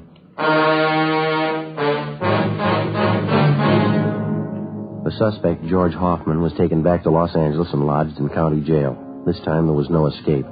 At his Superior Court trial on August 16th, he was convicted on several counts of armed robbery and sentenced to the state penitentiary. From August to January of the following year, the months went fast. We washed up a string of liquor store holdups just before Christmas, got 2 days off. My Uncle George and Aunt Allen came down from Renton, Washington to visit with my mother during the holidays. In January, Ben was off work for a week with a bad dose of flu. Another 5 months went by. Toward the end of June, we got word that George Hoffman was no longer at the state penitentiary. After serving 11 months, the former holdup man had been paroled into the Army with the provision that he serve overseas. Another 3 weeks passed. July 12th, Tuesday, Ben and I had lunch at Koken's Cafe and checked back in at the office. I wish Koken would change his menus a little oftener. Fried beans and pastrami sandwiches seems to have the same thing every time. Well, you sure dug into them. I got the idea that you like them. I like them all right. I just eat too much, that's all. 3 sandwiches, 2 plates of beans. No wonder I never ate dinner. Dan? Joe? Yeah. You two back from lunch? I want to grab a sandwich. Yeah, go ahead, Slats. We can cover. Okay, thanks. Say, there's somebody waiting in the next room for you. Wants to see you. Okay, see you later. Right. Want to see who it is, Joe? I'll check the book. Yeah, all right, fine. Yes, sir. My name's Friday. You want to see me? Yeah, that's right, Sergeant. Remember me? George Hoffman? Oh, yeah, Hoffman. The Army uniform there. I didn't recognize you. Yeah, I thought it might fool you. I guess you heard about me. Good break, huh? I'm glad you feel that way. How you doing with the Army, huh? Pretty good. I like it. That's fine. Just thought I'd drop up and see you fellas. You still that partner you had? What's his name? Rodriguez? Romero. Yeah, we still work together. Yeah, Romero. I knew it was some kind of name like that. Yeah, well, come on in, Hoffman. Oh, thanks. Hey, Ben. George Hoffman here. He stopped in to see us. Oh, yeah. Hi. Been a long time, Hoffman. How are you? Pretty good, Sergeant. Thanks.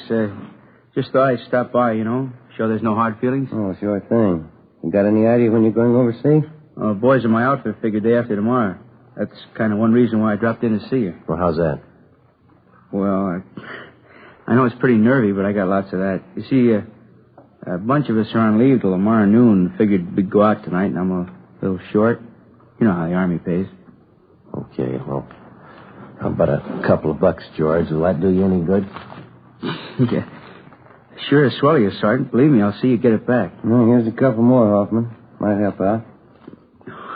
Well, it's no use telling you how much I appreciate it. I give you my word I won't forget it. I'm going to pay this money back to you. Oh, forget it, George. We're glad to help you out. Well, thanks again for the touch, huh? Sure nice of you. Okay. Now, drop a card if you get a chance. Like to hear how you're doing over there. Sure thing. See you later, huh? Right. Good luck to you, boy. Well, looks like a turn for the better anyway, huh? Mm-hmm. But it was my last $2, doggone it. It never failed. Well, we had to give him something. Yeah, but what do I do for lunch money tomorrow?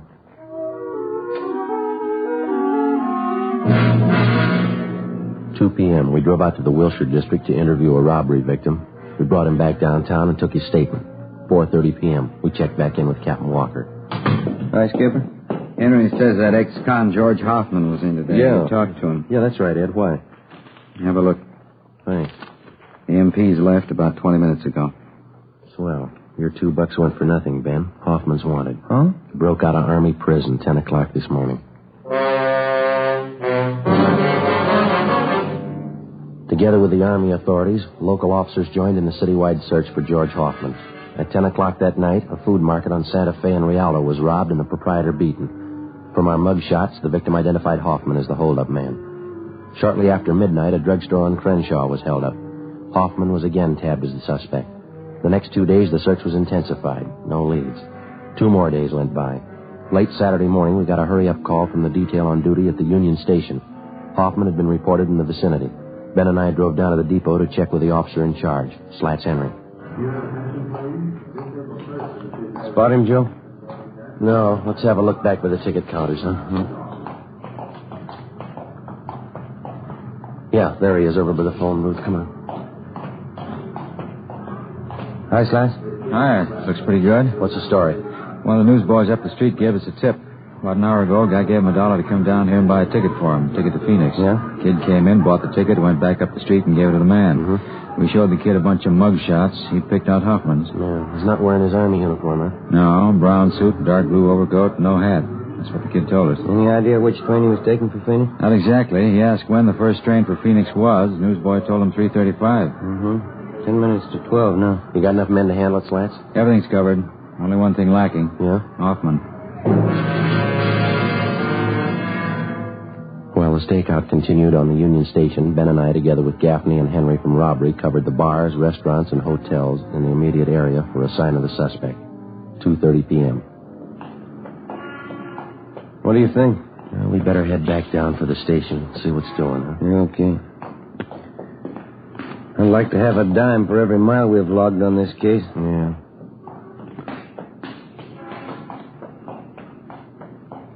Joe, have a look.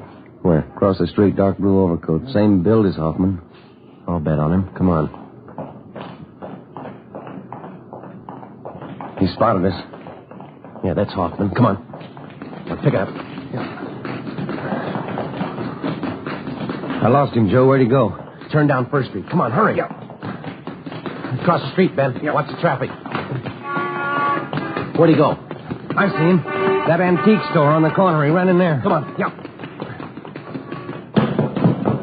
There he is. All right, Hoffman. Out of the way, mister!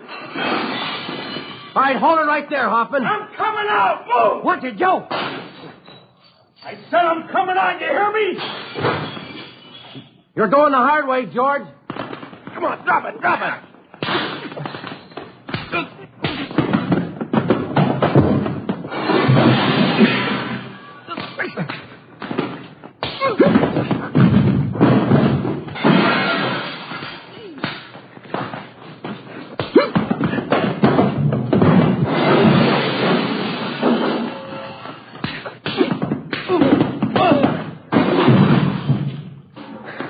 right, Hoffman. All right, on your feet. Come on, get up. Now get your hands behind you. Sure. What good's it going to do you? All right, mister, let's go. What good's it going to do? I already proved it. I can break jail any time. I proved it twice. You're going right back in again. What's that proof?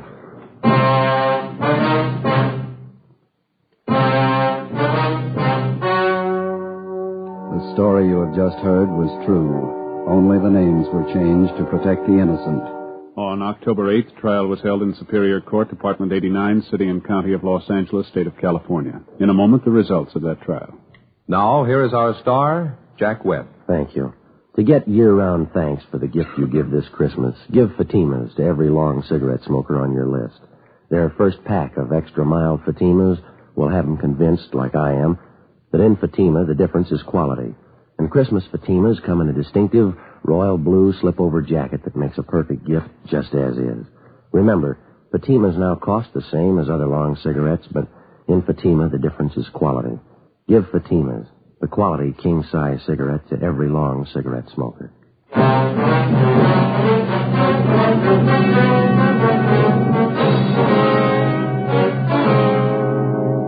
George R. Hoffman was tried and convicted on several counts of robbery and received a life sentence as a hardened criminal.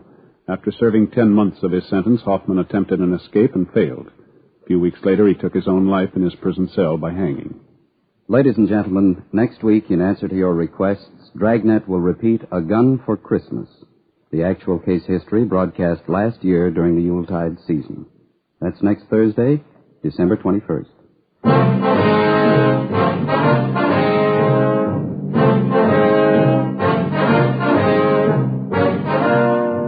You have just heard Dragnet, a series of authentic cases from official files. Technical advice for Dragnet comes from the Office of Chief of Police W.H. Parker, Los Angeles Police Department.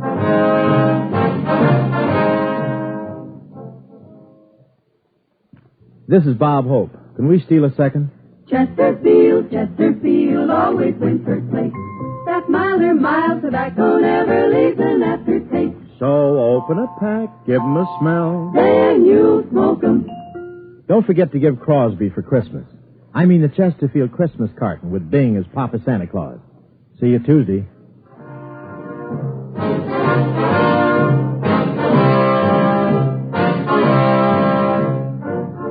Fatima Cigarettes, the best of all long cigarettes, has brought you Dragnet, portions transcribed from Los Angeles.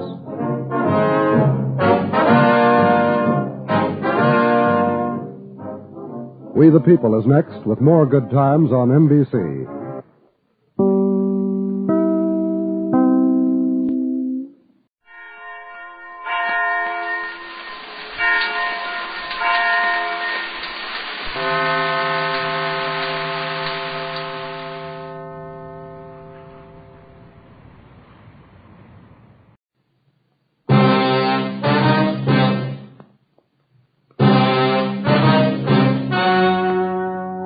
The story you're about to hear is true.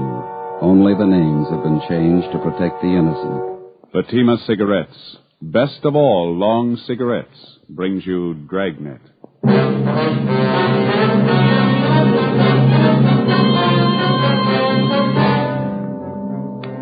You're a detective sergeant.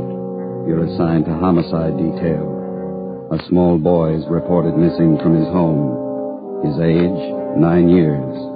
Foul play is suspected. Your job, find him.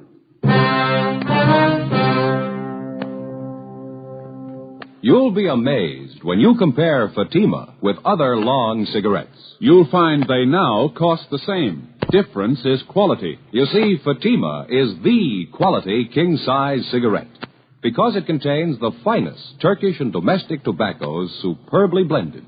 And Fatima is extra mild, with a much different, much better flavor and aroma than any other long cigarette. So try comparing Fatima yourself. Fatimas now cost the same as other long cigarettes, but your first puff will tell you... Ah, that's different. Yes, in Fatima, the difference is quality. Ask your dealer for Fatima, the quality king-size cigarette. Best of all long cigarettes. Start enjoying Fatima tomorrow.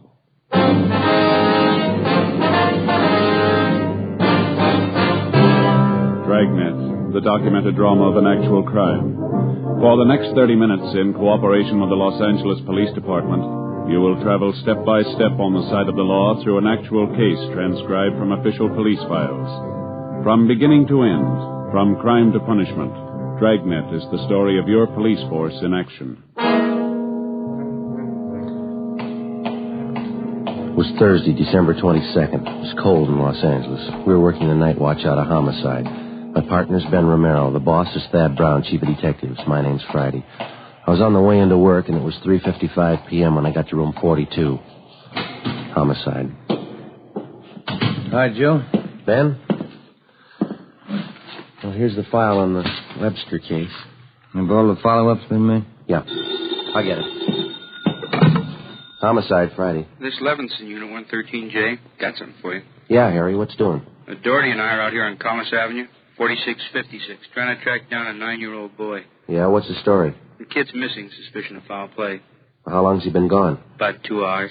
Looks like a job for homicide. Well, how do you figure? The kid was last seen playing in the backyard of his home. Yeah? We checked over the yard. Did you find anything? Bloodstains, lots of them. They look new. Ben and I left a message for Chief of Detectives Thad Brown. Then we went over to the crime lab, picked up Lieutenant Lee Jones, and drove out the Arroyo Seco freeway to Collis Avenue. It was an average neighborhood.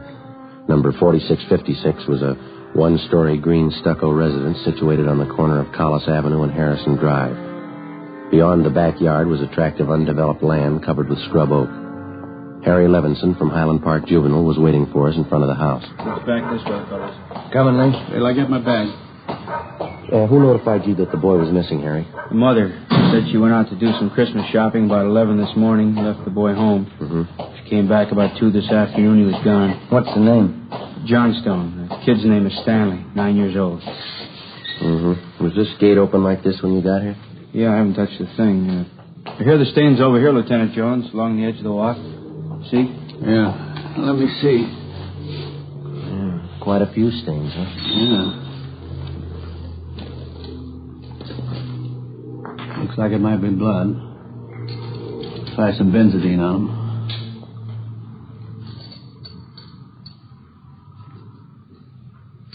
There we are. See what happened? Where's the kid's mother now, Harry? Yeah, in the house. Doherty's talking to her. Did you talk to any of the neighbors? People next door, the ones on this side.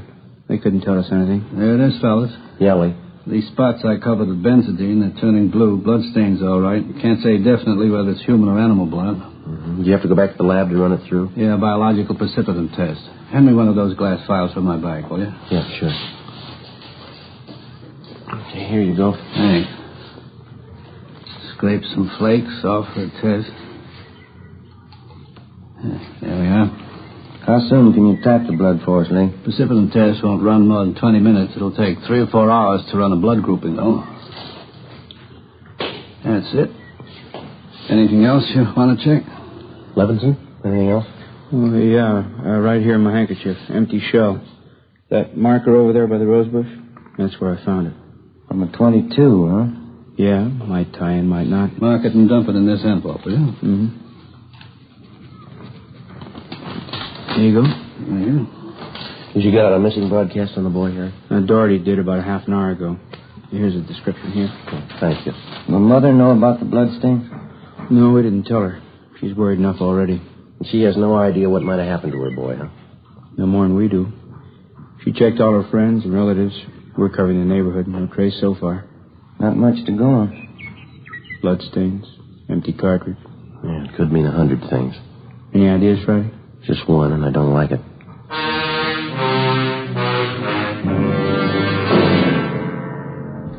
4:30 p.m. Thursday, December 22nd. The neighborhood search for 9-year-old Stanley Johnstone continued. Lee Jones went back to the crime lab to start the precipitant test and the blood grouping. Levinson and his partner Doherty from Highland Juvenile stood by. We called Chief of Detectives Thad Brown, and he ordered up a special detail to aid in the search for the missing boy. Ben and I questioned the boy's mother, Mrs. Ruth Johnstone, a woman in her early 40s. She seemed fairly calm under the circumstances. Miss Johnson, is your boy Stanley in the habit of wandering off without telling you where he's going? No, he's not in the habit of wandering off, but he has done it before. Well, when was the last time, Miss Johnstone? You don't have any children, do you, Sergeant Friday? No, ma'am, I'm not married. Well, there comes a time in every young boy's life when he feels it is time to leave home, go out on his own. Usually happens somewhere around 8 to 10. I think I know what you mean. I have a boy. Well, then you know how it is. My husband and I scolded Stanley one afternoon after school, and he was quite put out about it. Thought George and I were unfair. Packed a few of his things and left. Well, how long was he gone? Oh, no time at all, about 2 hours. I was worried about him, but my husband said to leave him alone. Said every boy had to go through that stage. Well, then you think that he's run away from home again this time? Yes, I think so. He's been gone about 4 hours now, and I have a funny feeling about it. Did you and his father have some misunderstanding with the boy recently? Well, that's just it. We haven't. I don't mind telling you now that we're talking about it. I am getting worried. Well, is there any place around that he might like to visit, a hobby shop, playground, someplace he might be? Yes, there's Jensen's model shop, Little Shannon Burroughs, but I've already called there and he hasn't been seen all day. I've called all his friends and they have no idea where he is either. Well, we'd like a list of all of his friends and the places that he was known to frequent. Yes, all right, I'll give them to you. Where do you suppose he is? Where's your husband now, Miss Johnson? At work. George works for the city. He's a fireman. What house is he stationed at? Engine Company 12. He's working the 8th platoon. He'll be home tomorrow morning. I haven't told him Stanley's gone. Well, is there any chance that the boy might be down at the firehouse with his father? No, he seldom goes down there anymore. No, I don't think he's there. I'm awfully worried. May I call my husband? Well, certainly. Go right ahead.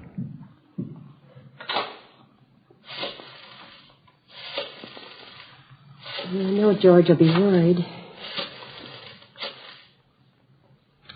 Engine Company 12, please. Stanley's been gone too long. Hello?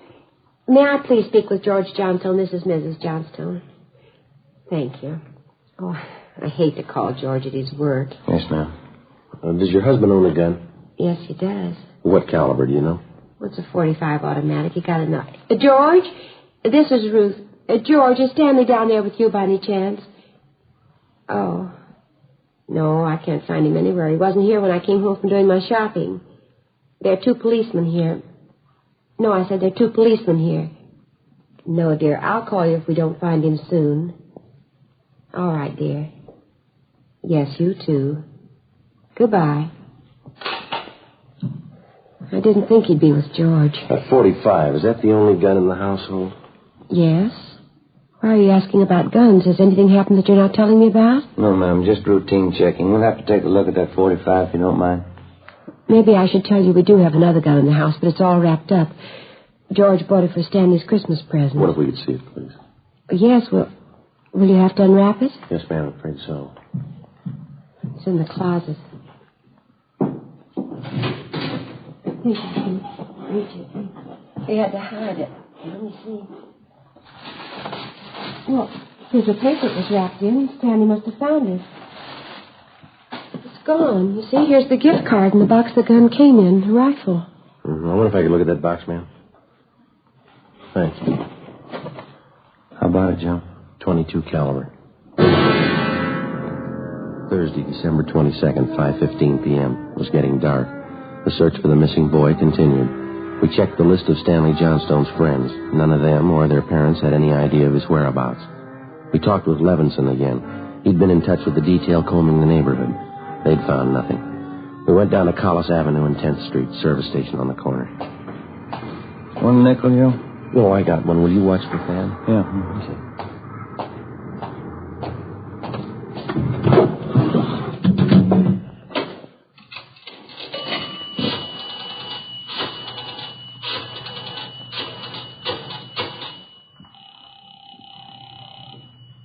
City Hall? 2667, please. 2667?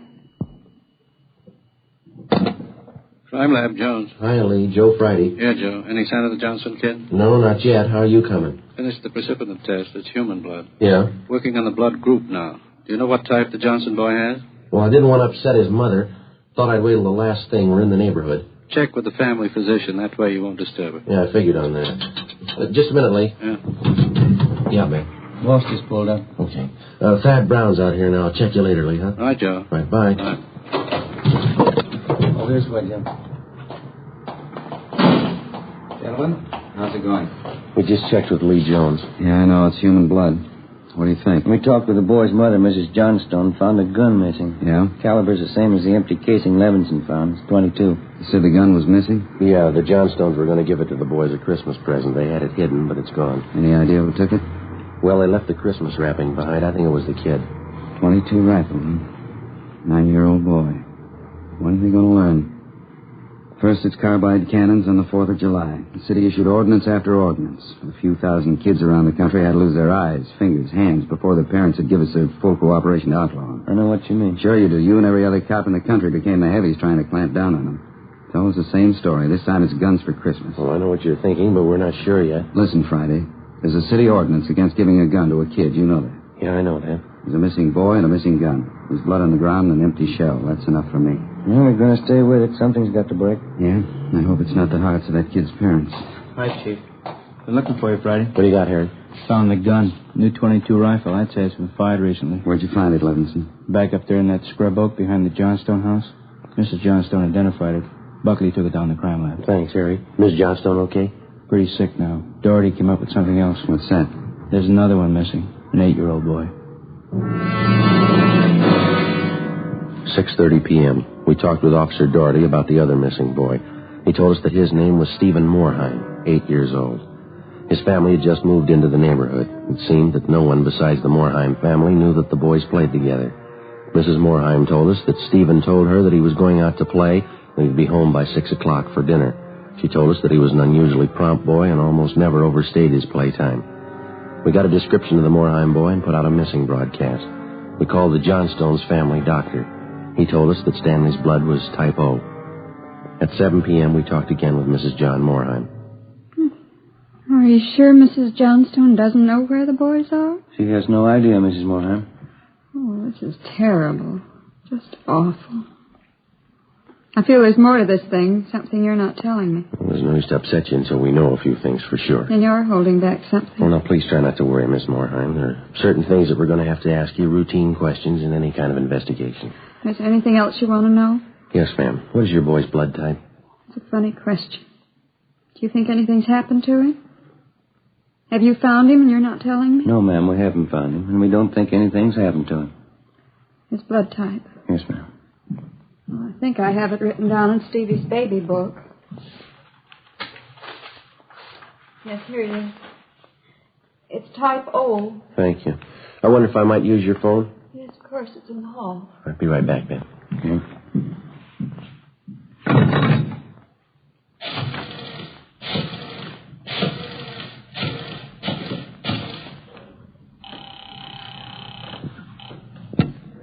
City Hall. 2667, please. 2667? Crime lab, thank you. Hello, Ray. This is Joe Friday. Is Lee there? Just a minute, Joe. Take two, Lee. Jones speaking. Checking back, Lee. Did you get the blood types on the two missing boys? Yeah, both type O. So were the stains, Joe. Type O.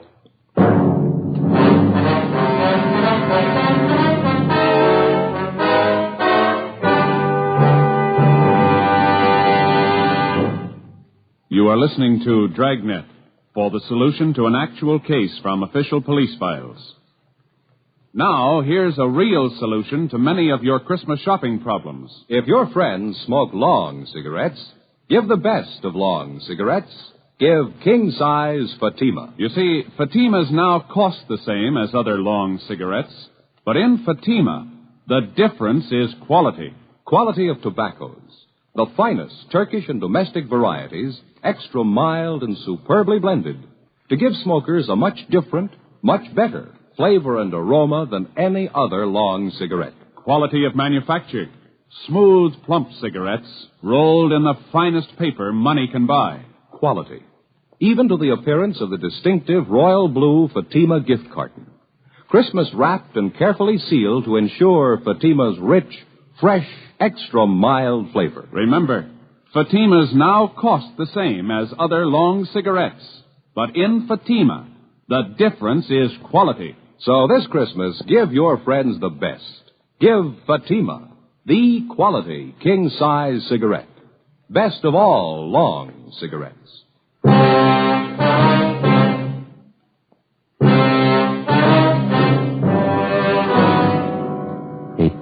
Thursday, December 22nd. Still no sign of either of the missing boys. Chief of Detectives Thad Brown went back to headquarters to direct the search from there. He dispatched another detail of 50 men to aid in the hunt for the missing youngsters. 8:30 p.m. It was getting colder. The citrus growers were warned to expect a freeze. We went up the block to see Mrs. Johnstone. Her husband had quit work early and returned home. We talked with him. He could tell us nothing more than we already knew. We still had not informed either of the families about the bloodstains in the empty cartridge casing, which had been discovered in the backyard of the Johnstone home. It was more than possible that they had a right to know about our findings, but Ben and I felt there was no cause to add to the distress of the two families at this time. If the two missing boys were found alive and well, then the bloodstains in the cartridge would be of no concern to the relieved parents. At 8:40 p.m., Ben and I left the Johnstone house and went to the home of Mr. and Mrs. John Moorheim. Miss Moorheim, you said your husband worked at a market? Yes, he telephoned about 15 minutes ago, said he was closing up right away. He'll be here any minute. Do wish Stevie would call, come home. It's so cold out tonight. All he had on was a thin cotton jacket. We'll try not to worry. We're doing everything we can. He'll be all right. Stevie's father's such a sensitive man. He and the boy are so close. I know he's terribly upset. Now, you're sure there's no place that you might have forgotten, someplace where the boy might be? No place. No. If anything's happened to the boy, it'll just kill John. No. You sit still. I'll get it, Miss Moorheim. Joe? Yeah, Harry.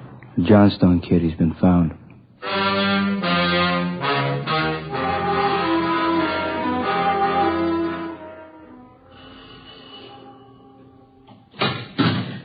He's home, Sergeant. He's come home. Thank God he's all right.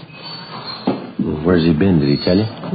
No, he didn't. His clothes are all dirty and he's acting strange. I've never seen him like this. How do you mean, Miss Johnston? Well, he just came to the front door and said, "Hello, Mom." He sat down in a chair and stared at the floor. Won't talk to his father or me. You mind if I talk to him? No, go ahead. I asked him about the little Moorheim boy, but he wouldn't tell me a thing. Where is he now? Right over there in the living room. Looks all right. Yes. Son, this is a police officer. He wants to talk to you. Don't be afraid, dear. He only wants to ask you some questions. Son. You see, Sergeant? Stanley, look at me, son. Come on, youngster. Get your head up there. That's better. You had your mother pretty worried, you know that. You want to tell us where you've been? We should try to get him to eat a little something. You hear that, son? Want something to eat? Stanley, there's another little boy up the street who hasn't come home. You know where he is? His father and mother are worried about him, too. Just like your folks were. We're going to ask you to help us find him. I killed him. I killed Steve with the .22.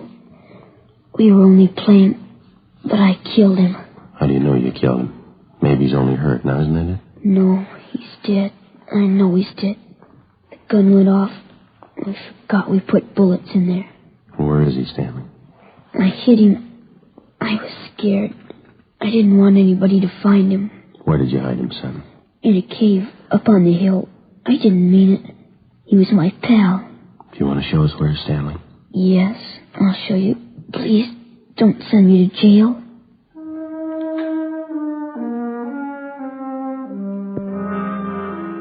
"9:15 p.m., Thursday, December 22nd. 9-year-old Stanley Johnstone led the way up the hill behind the backyard of his home. He showed us the wagon he moved the body in. His father came along with us. About 50 feet from the crest of the hill, the boy pointed to a thicket of scrub oak. There we found a small cave holding the body of Stephen Moorheim.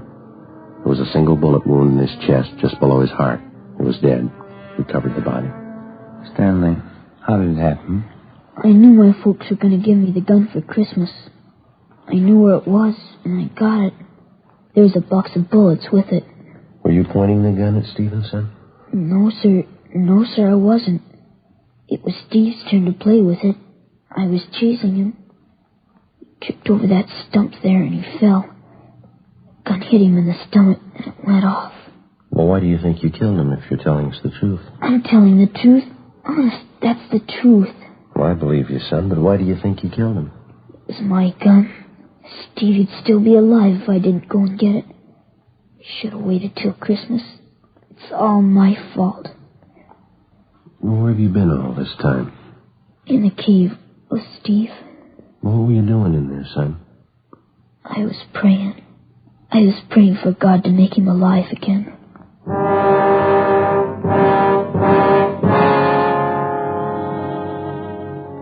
After a thorough investigation, Ben and I were convinced that the shooting of Stephen Morheim was accidental. Lieutenant Lee Jones' findings substantiated the Johnstone boy's story even to the smallest detail. We put in a call to the coroner's office and acquainted him with the facts. He designated a local mortuary to handle the body pending autopsy and granted us permission to remove the body to the Morheim home. Mrs. Morheim collapsed. The family doctor was called. Ben and I sat in the living room to wait for John Morheim, the dead boy's father. Edith?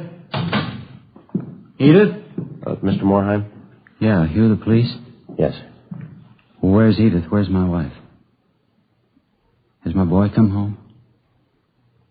Have you found him? Yes, sir. Well, where is he? Steve? Stevie? Where's Steve? He's hurt, isn't he? Yes, sir, he is. Well, where is he? I want to see him. He's hurt bad, Mr. Morheim. Where is he? I want to see him. How bad? Pretty bad. He's dead. All right, if I go in. Yes, sir, if you want to. Will you go with me? Sure. Don't make it any harder on yourself, Mr. Morheim. I want to see my boy.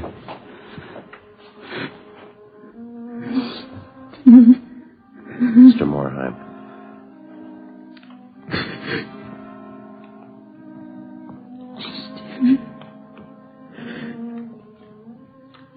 Listen to me, son.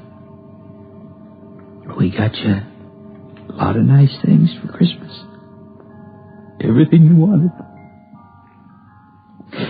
I got you the 3 new cars for the train.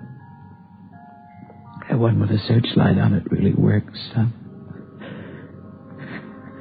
Got you that new switch you wanted. A lot more track. Oh, now you can have a big layout. And you know that new baseball mitt we saw? I got it for you. The cowboy outfit you want. Mr. Morheim. Come on, you. What happened? It was an accident. He was playing with a Johnstone boy up the street. Playing with a gun. It went off. What was the other boy's name? Stanley Johnstone. It was an accident. Mr. Morheim, where are you going? I want to see that boy. We had no idea what the dead boy's father had in mind. We didn't feel that we should try to restrain him. We went along with him up the street to the Johnstone home.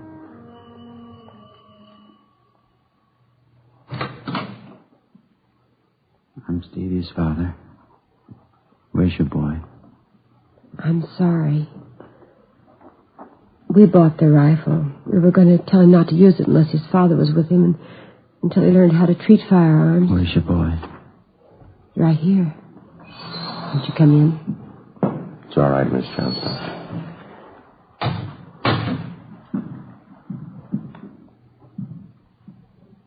You're the boy that was with Stevie? Yes, sir. What's your name? Stanley. I know it wasn't your fault, Stanley. Wonder if you'd do something for me. Yes, sir. I've got a lot of nice presents for Stevie. I know he'd want you to have them. I want to give them to you Christmas Eve. Mom? I think that'd be a fine idea, son. Come on, Ben.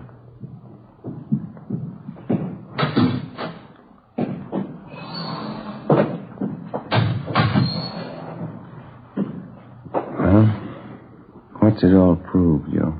You don't give a kid a gun for Christmas.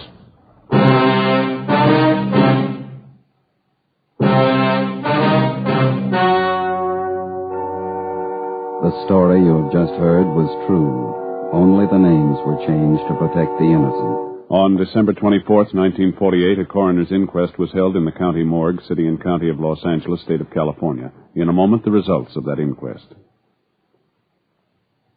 Now, here is our star, Jack Webb. Thank you. To get year-round thanks for the gift you give this Christmas, give cartons of Fatimas to every long cigarette smoker on your list.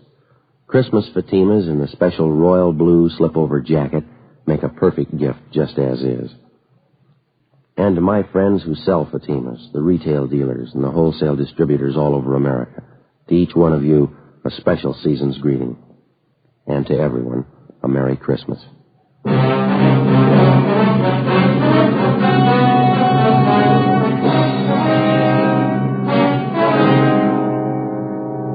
At the coroner's inquest, it was officially recorded that Stephen Morheim's death was the result of an accident. Stanley Johnstone was absolved of any legal responsibility for his friend's death.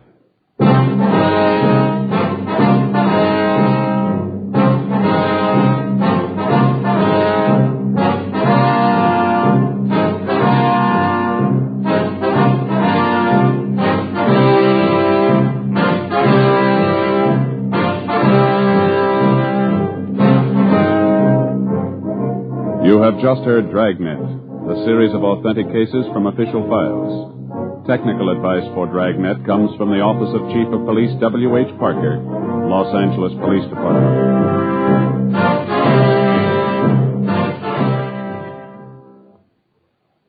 This is Bob Hope. Can we steal a second? Chesterfield, Chesterfield, always wins first place. That milder, mild tobacco never leaves an aftertaste. So open a pack, give 'em a smell. Then you'll smoke 'em. Don't forget to give Crosby for Christmas. I mean the Chesterfield Christmas carton with Bing as Papa Santa Claus. See you Tuesday.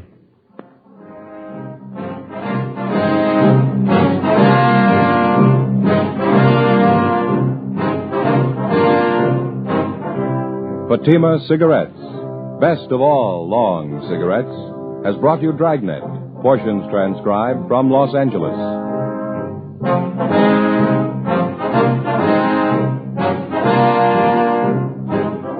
We the People is next with more Good Times on NBC.